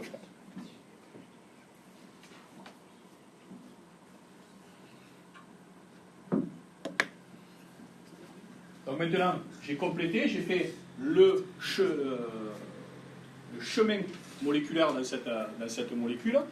Donc toujours pareil, à partir de mon gradient, qu'est-ce que j'ai fait? Ben, j'ai déterminé ici la position centrale où j'ai la plus grande répulsion, celle que je vous ai dit tout à l'heure, qui me donne la symétrie dans ma molécule. Et à partir de ça, en fait, ici, je peux prendre le point où cet maximum de répulsion vient se positionner. Ça va me donner l'endroit où la liaison entre ces deux atomes va se créer. Et je m'aperçois que la liaison entre ces deux atomes est pile au milieu. Donc ça signifie que mes deux atomes sont bien équivalents et que la liaison entre ces deux atomes est bien une liaison qui est covalente. D'accord? Il y a d'autres choses qu'on peut voir, mais il n'y a pas forcément besoin de rentrer dans le détail. Et ensuite, ben, je fais la même chose. Je m'aperçois que mes lignes de champ vont se repousser en allant vers les suivants. Et donc, ça veut dire que j'ai bien des liaisons directes entre mes carbones et mes hydrogènes. D'accord? Ici et ici. Et donc, vous avez une autre symétrie par rapport à cette position.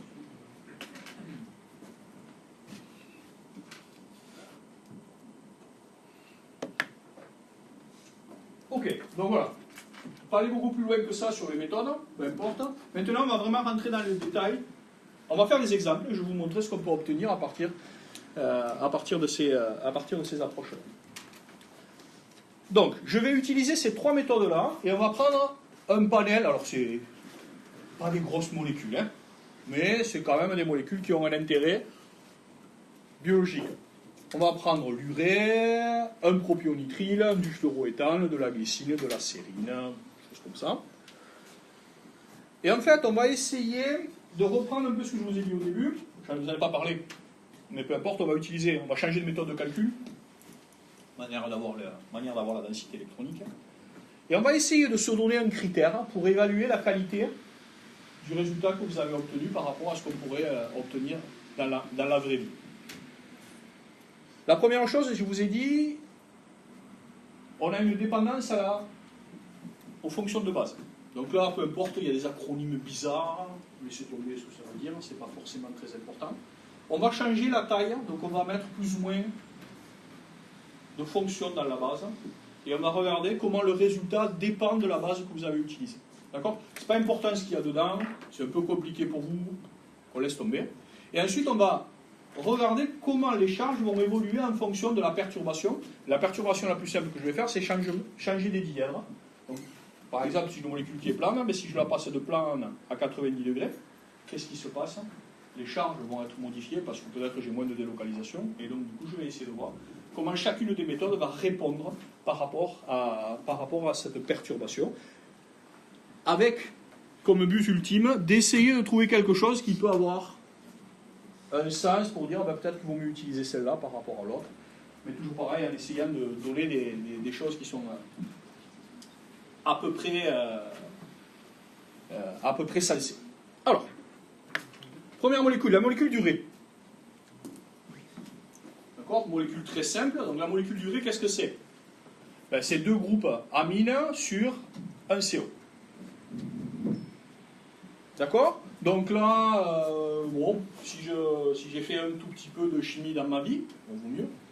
On se dit, ouais, j'ai des oxygènes, des azotes. L'oxygène est le plus électronégatif, les azotes sont un peu moins électronégatifs, un carbone qui est un peu moins électronégatif, et ensuite j'ai 4 hydrogènes qui sont moins plus.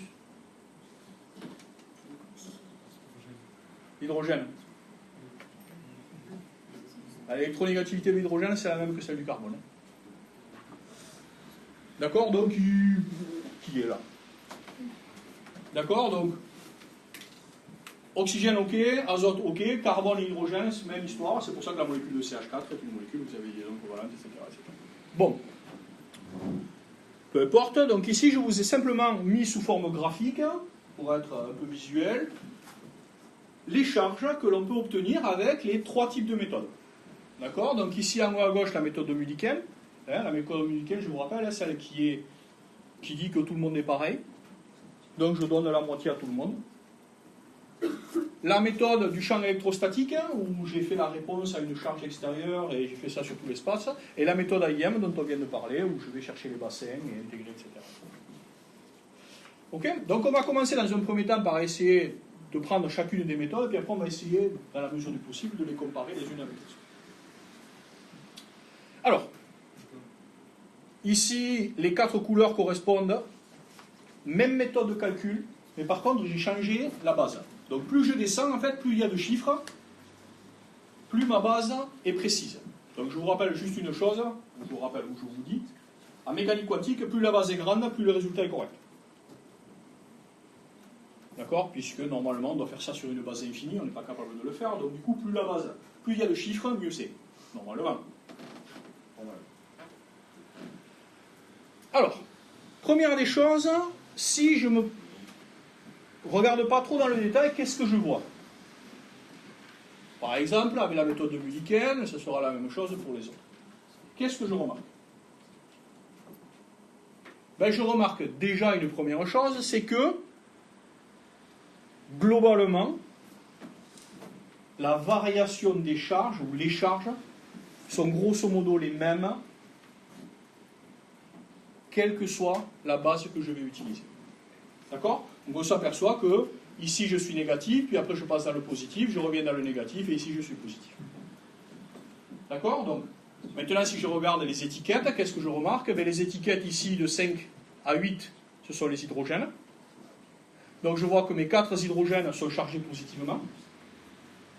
Ensuite, j'ai mes étiquettes 3 et 4 ici, qui sont mes 2 azotes, ils sont chargés négativement. Mon carbone, il est chargé positivement. Et mon oxygène, il est chargé négativement. On va se dire, par rapport aux électronégativités, carbone et hydrogène, pareil, oxygène et azote, électronégatifs. J'ai pas quelque chose qui me choque. D'accord? On tombe sur des choses qui ont à peu près du sens. Je dis, ok, ceux qui sont plutôt électronégatifs sont plutôt chargés négativement, et les autres, du coup, on doit compenser, puisque ma molécule est une molécule non chargée. D'accord? Et donc les deux autres qui ont des charges à peu près équivalentes, des électronégativités à peu près équivalentes, ça marche. Très bien. Donc ça, c'est ce que j'obtiens avec la méthode de Mulliken. Si je regarde avec le champ électrostatique, j'ai la même variation. Je suis toujours négatif pour oxygène et azote, positif pour carbone et hydrogène. Et même histoire si je prends la méthode AIM. Donc on se dit, bah, en fait, tout fonctionne. Bon. Vous doutez bien quand même, on va rentrer un peu dans le détail. Là, c'est un truc un peu global. Donc maintenant, on va commencer à regarder un petit peu plus en détail ce qui se passe en fonction de la base. Qu'est-ce que vous remarquez si vous comparez par exemple le point bleu, ensuite les points jaunes, roses et le turquoise, on ne le voit quasiment pas, mais le turquoise il est sur le rose là, avec le jaune. Qu'est-ce qu'on remarque? Le delta entre les points qui sont négatifs et les points positifs qui sont négatifs, que pour les derniers. Donc en fait, on se rend compte d'une chose, c'est que les hydrogènes pas trop de variations. Par contre, vous voyez qu'effectivement, la fluctuation que vous avez en charge entre les charges positives et les charges négatives, si la base est petite, en fait, l'écart est plus petit. Et plus vous augmentez la taille de la base, plus l'écart va grandir entre les charges positives et les charges négatives. Après, ça c'est un peu normal. Hein. S'il y en a une qui baisse, il faut forcément qu'il y ait quelque chose qui compense de l'autre côté. Donc forcément, la charge positive va commencer à augmenter. Effectivement, on s'aperçoit que plus la base est petite, en fait, plus la variation, l'amplitude de la variation est faible. D'accord? Alors que plus la base devient grande, plus l'amplitude de la variation devient importante. Et qu'est-ce qu'on remarque aussi? On remarque que, à partir du moment où j'ai une base comme ça, là, hein, la base rose, peu importe, mais les résultats sont quasiment invariables en fonction de la taille de la base. Je peux augmenter la taille de la base, mes résultats sont exactement les mêmes. D'accord? J'ai les mêmes valeurs. Oui. Vous parlez des bases petites ou grandes, c'est quoi comme base Et c'est tombé. Croyez-moi que la base est plus grande. Si ça vous intéresse, je vous dirai, mais je pense que, voilà, dites-vous que la base est plus grande. Bon. Ok. Par contre, il n'y a rien qui vous choque. Rien.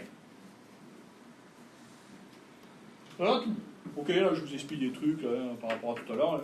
Voilà la variation en fonction de la base, effectivement, il y a une influence de la base, mais si je prends une base suffisamment grande, je m'aperçois que je peux m'en affranchir. D'accord? Donc finalement, le week-end n'est pas si problématique que ça. Par contre, il n'y a rien, tout est bon après. Tout va bien.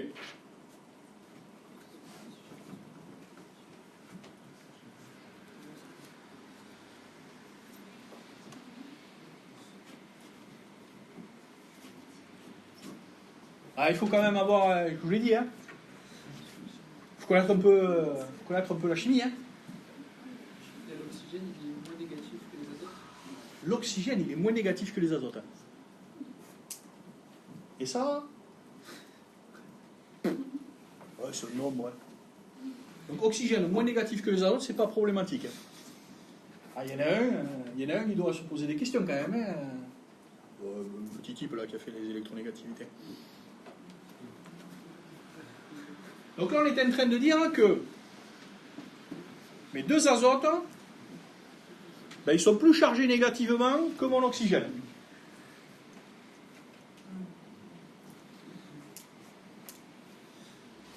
Ouais, ça va à tout le monde, ça, c'est pas grave. Donc, on va aller le chercher plus loin. Ça veut dire que l'urée va se coordonner à un métal par les azotes.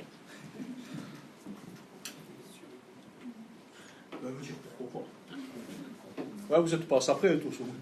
Se coordonne s'il a mis, de toute façon, déjà. Donc ça. Bon. Est-ce que ça a un moment dipolaire, cette molécule?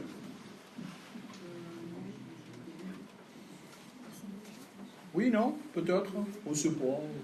Ça m'est égal, il pleut. Oui, il en a un. Il a un moment dipolaire. Et il est où ce moment dipolaire? Sur l'axe 1-2. Oui, sur l'axe 2. C'est un axe quoi ça? Axe C2. C'est un axe C2 encore. Donc vous avez encore un moment dipolaire sur l'axe C2. D'accord? Puisqu'en fait, les liaisons CN possèdent un moment dipolaire. Donc chacune des deux possède un moment dipolaire. Quand vous les additionnez, elle vient sur la CO. Et la CO vient se réadditionner puisqu'elle est le long. Donc cette molécule a un moment dipolaire. Ce moment dipolaire, il est orienté le long de la liaison CO.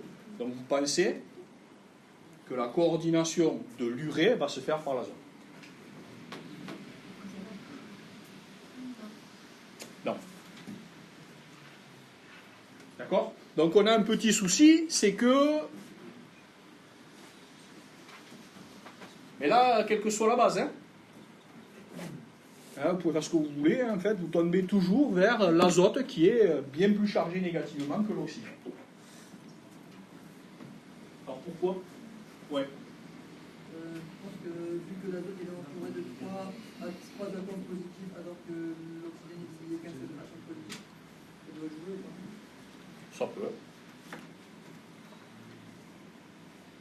Ça peut, effectivement. Pourquoi ça peut jouer? Le fait qu'effectivement, il y ait 3 atomes positifs alors que l'autre, il n'en est qu'un seul. Est-ce que vous êtes un Mulliken? Qu'est-ce qu'il vous dit, Mulliken? Et il vous dit que les liaisons sont covalentes, tout le monde a mis un peu d'électrons. Du coup, votre azote, il a mis un peu d'électrons avec chacun des hydrogènes et avec chacun des carbones. Et donc, du coup, comme il en a mis un peu partout, il récupère de partout. Du coup, il est chargé plus négativement que les autres, alors que ça n'a pas de sens. Alors que l'oxygène, il fait qu'une liaison, alors elle est double. Ok? Mais du coup, votre oxygène, on a l'impression que du coup, lui, il pompe des électrons qu'au carbone. D'accord? Donc du coup, c'est associé à la manière dont on calcule la densité, la charge, à partir de la méthode de Mulliken. D'accord? Donc à la limite, pourquoi pas? Ok, on peut le comprendre, ça. Bien. Alors, on va se dire, ok, bon, du coup, Mulliken, ça, bof. Voilà. On se dit, bon alors, on a vu que ce qui était problématique, du coup, c'était la description de l'azote par rapport à l'oxygène et de la charge de l'azote par rapport à l'oxygène. Donc on va passer sur le modèle du potentiel électrostatique. Et là, qu'est-ce que vous avez? Et la même chose. Donc là, on peut se dire, là, cette fois-ci, on ne partage pas les recouvrements, on ne dit pas que chacun on prend une charge à l'extérieur et on fait les interactions. Et quand on fait la charge à l'extérieur et qu'on met les interactions, on s'aperçoit qu'on a la même chose. Alors pourquoi?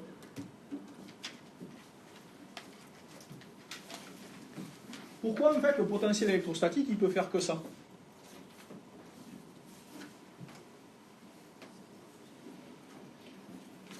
Non? Et qu'est-ce que je vous ai dit tout à l'heure?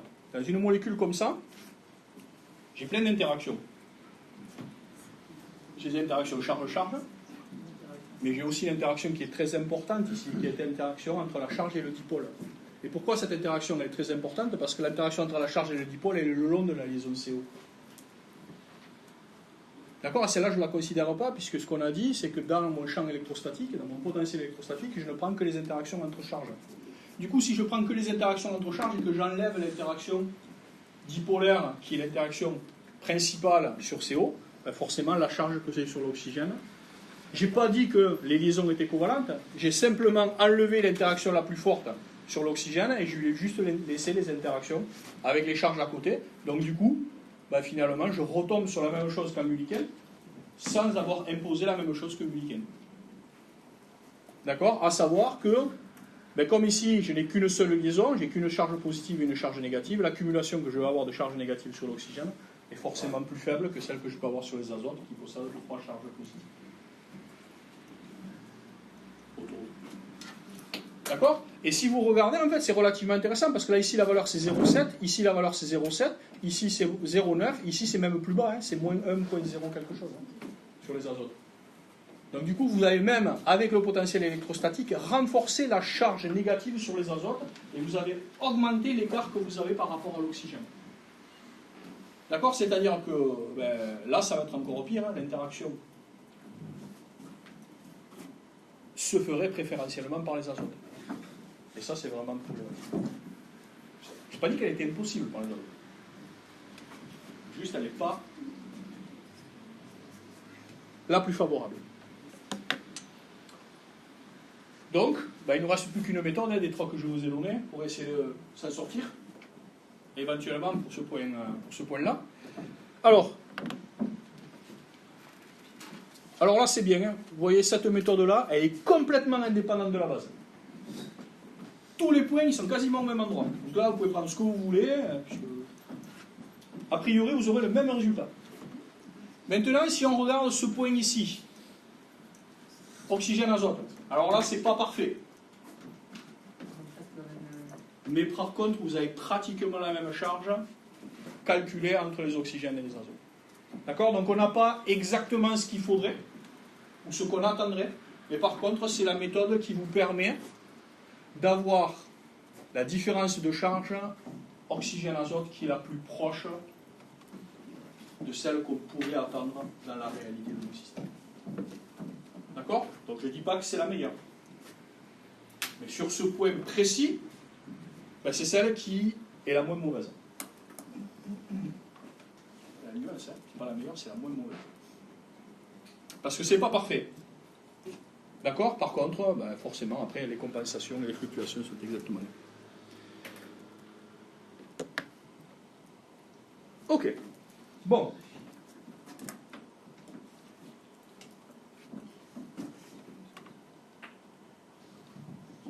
Maintenant, si je change de méthode de calcul, alors là, je vais passer relativement vite. La première, c'était Archifoc, peu importe. Là, c'est une autre manière de calculer la densité électronique. Je vais aller relativement vite, mais il y a quand même un point qui va mériter discussion.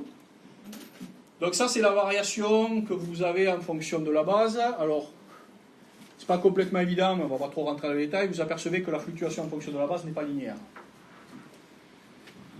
D'accord? Si vous augmentez la base, tout à l'heure quand on augmentait la base, on a minoré. Ben là, quand vous augmentez la base,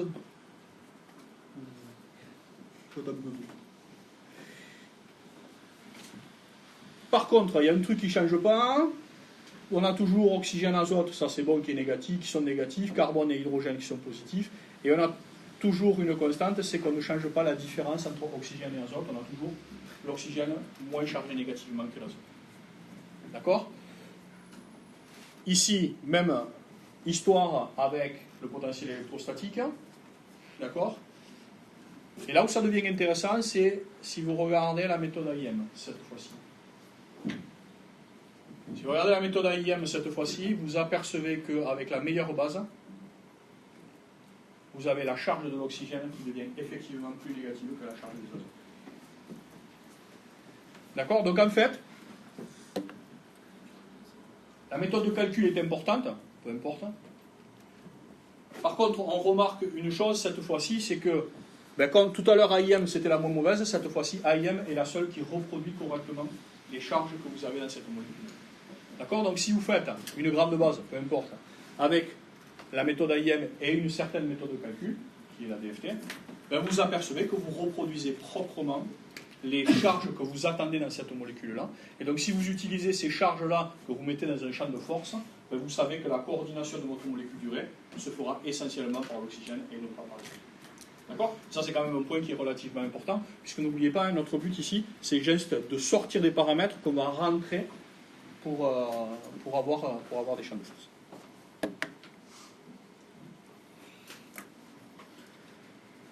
Maintenant, dernier point. Donc là, on a regardé l'influence de la méthode de calcul. On a vu qu'il y en avait une petite.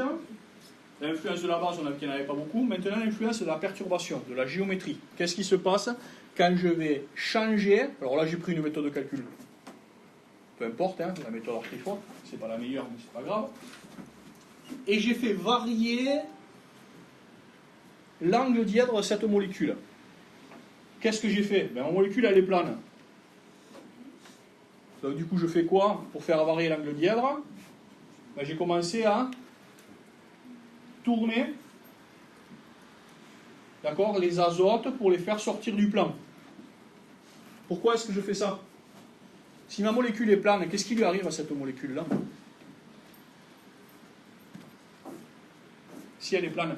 Voilà, c'est de la chimie. Qu'est-ce qui se passe si la molécule est plane? Qu'est-ce que ça veut dire? Elle est plane. Pourquoi elle est plane? Pourquoi cette molécule est plane?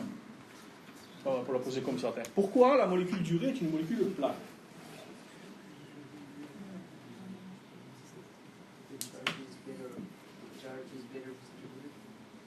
It's not the charge, but there is something related to that. Dans cette conformation-là. Oui, pourquoi? Il y a des charges négatives. Elle? Il y a des charges de l'oxygène. En fait, quand il y a la charge.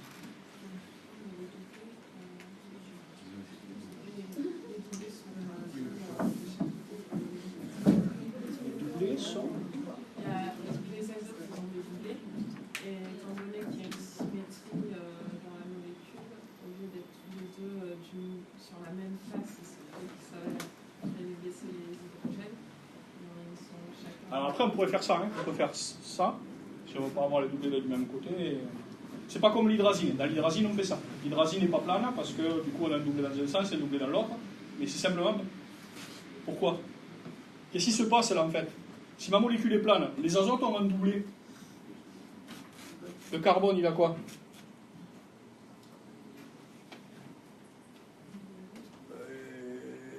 fait que 3 liaisons, hein, si je ne prends pas la double liaison avec l'oxygène. Donc il a une orbitale vide, et l'oxygène, il a un doublé. Donc qu'est-ce qui lui arrive dans ma molécule d'urée quand elle est plane? Elle est D. Molécule d'urée est potentiellement délocalisée. Alors je dis bien potentiellement.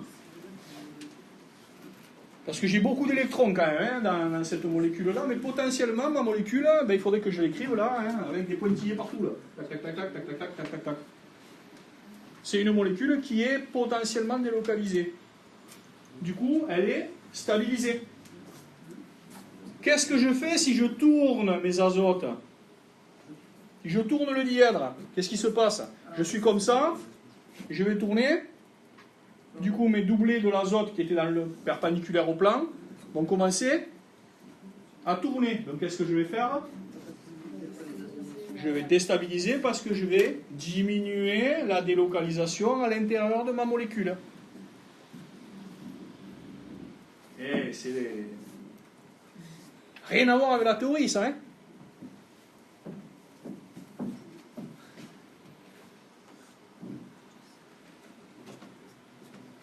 Ok? Du coup, comment ça doit varier les charges? Là, ça devient une bonne question quand même. La délocalisation va être moins grande, donc j'aurais tendance à dire que les charges vont diminuer, mais à côté de ça, ça peut créer plus d'interaction avec l'oxygène. Donc ça va... Alors, effectivement, mon carbone, du coup, il va faire sa liaison double avec l'oxygène, mais elle va se relocaliser. Et du coup, mes doublés sur les azotes vont se retrouver localisés aussi, ou plus localisés qu'ils n'étaient au départ.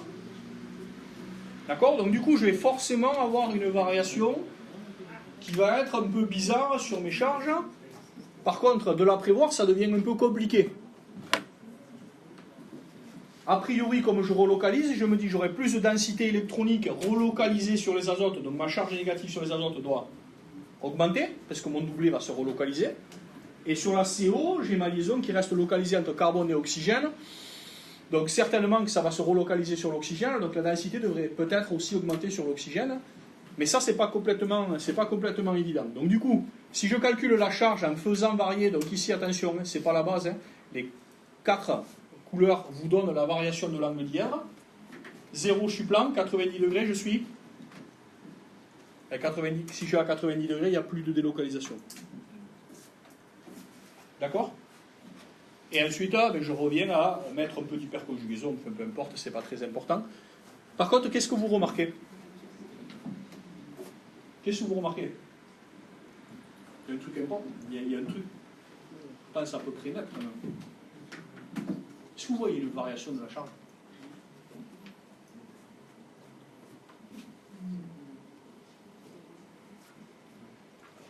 Ouais? On va dire... quasi, ouais, là, un petit peu, c'est ça qui vous chagrine. Il y a un tout petit peu, là. Ouais.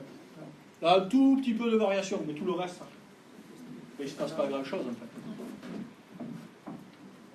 Il ne se passe pas grand-chose. Alors, pourquoi il ne se passe pas grand-chose?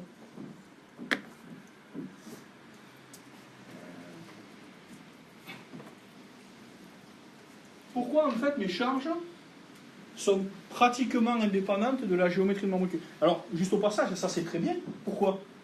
Ben, ça veut dire, n'oubliez pas, hein, si je prends ces charges-là, que je les mets dans un champ de force, et que finalement, je fais une optimisation où ma molécule d'urée, quand elle se coordonne ou quand elle réagit, elle change de conformation. Ben, si quand elle change de conformation, ma charge, elle change, et que vous avez mis une charge qui est fixe, vous pouvez vous dire que votre calcul il va être un peu pourri quand même. Donc c'est plutôt pas mal. Mais pourquoi en fait c'est obligé qu'elle ne change pas? Pratiquement obligé qu'elle ne change pas cette charge.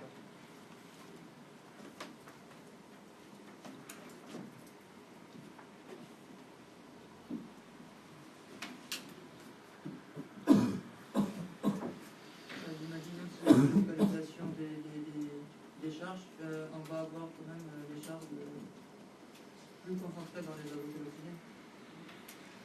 Oui, dans tous les cas. Mais elle pourrait très bien varier, du coup. Si elle se stabilisait, si elle devenait plus négative, votre carbone deviendrait plus positif, d'accord, et vos hydrogènes deviendraient plus positifs. Donc on aurait pu avoir une variation globale importante, sachant que dans tous les cas, vous allez avoir une charge totale de votre molécule qui va être zéro. Mais on aurait très bien pu dire, ben, du coup, mes oxygènes et mes azotes ont les charges qui diminuent, du coup mon carbone a la charge qui diminue, l'hydrogène diminue, ou à l'inverse, mes charges oxygène et azote vont augmenter, vont être plus négatives, du coup la carbone et l'hydrogène doivent compenser et vont devenir plus positifs. Mais là, il ne se passe rien de tout ça. Tout le monde reste pareil. Que je sois à 0, à 90, à 135, à 45, tout est pareil. Je ne sais pas si le moment dipolaire. Ah non, là, c'est pas le moment dipolaire. Le moment dipolaire, c'était tout à l'heure. Là, il n'est plus là, le moment dipolaire.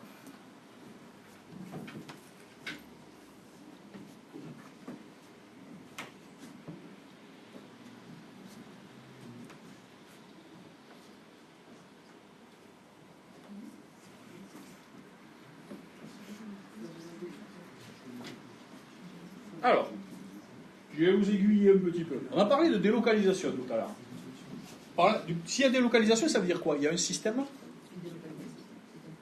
Système pi. Ouais. Qui participe au système pi? Là, les azotes, l'oxygène et le carbone. Donc j'ai 4 atomes qui participent au système pi. 2 azotes, 1 carbone, 1 oxygène. Et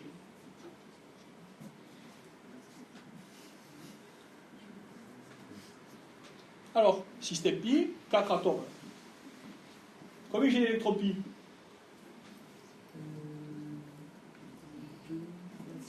6.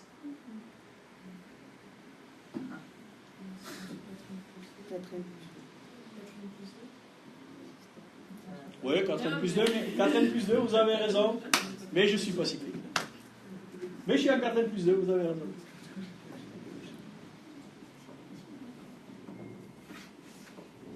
Et donc, ça vous fout, c'est ça? Ouais.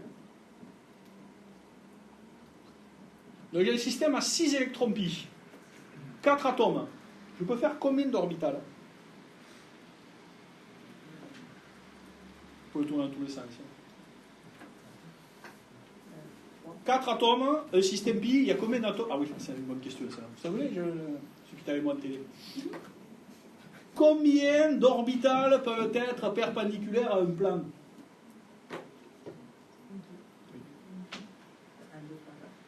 À 4 perpendiculaires à un plan? Ah, ça c'est encore 2 pour un atome. Ah, pour un seul atome. J'espère bien qu'il n'y en a qu'une seule quand même. Hein, parce que bon. Sinon, on va révolutionner le monde de la géométrie, mais pourquoi pas? Donc, j'ai une orbitale perpendiculaire au plan. Ma molécule est plane. J'ai combien d'orbitales qui vont participer au système pi atomique? Une par atome. Donc, j'ai combien d'orbitales atomiques? 4. J'ai combien d'OM? 4. 6 électrons. Je peuple combien d'orbitales moléculaires? 3. Il m'en reste une seule. Une seule qui doit être. Il y a des chances qu'elle soit un peu anti-liante à un moment donné quand même, hein, parce que dans mes orbitales, il faut bien que j'ai des liantes. Je peux avoir des non-liantes si j'ai envie, mais je vais avoir des anti-liantes. Qu'est-ce qui se passe si je peuple une anti-liante?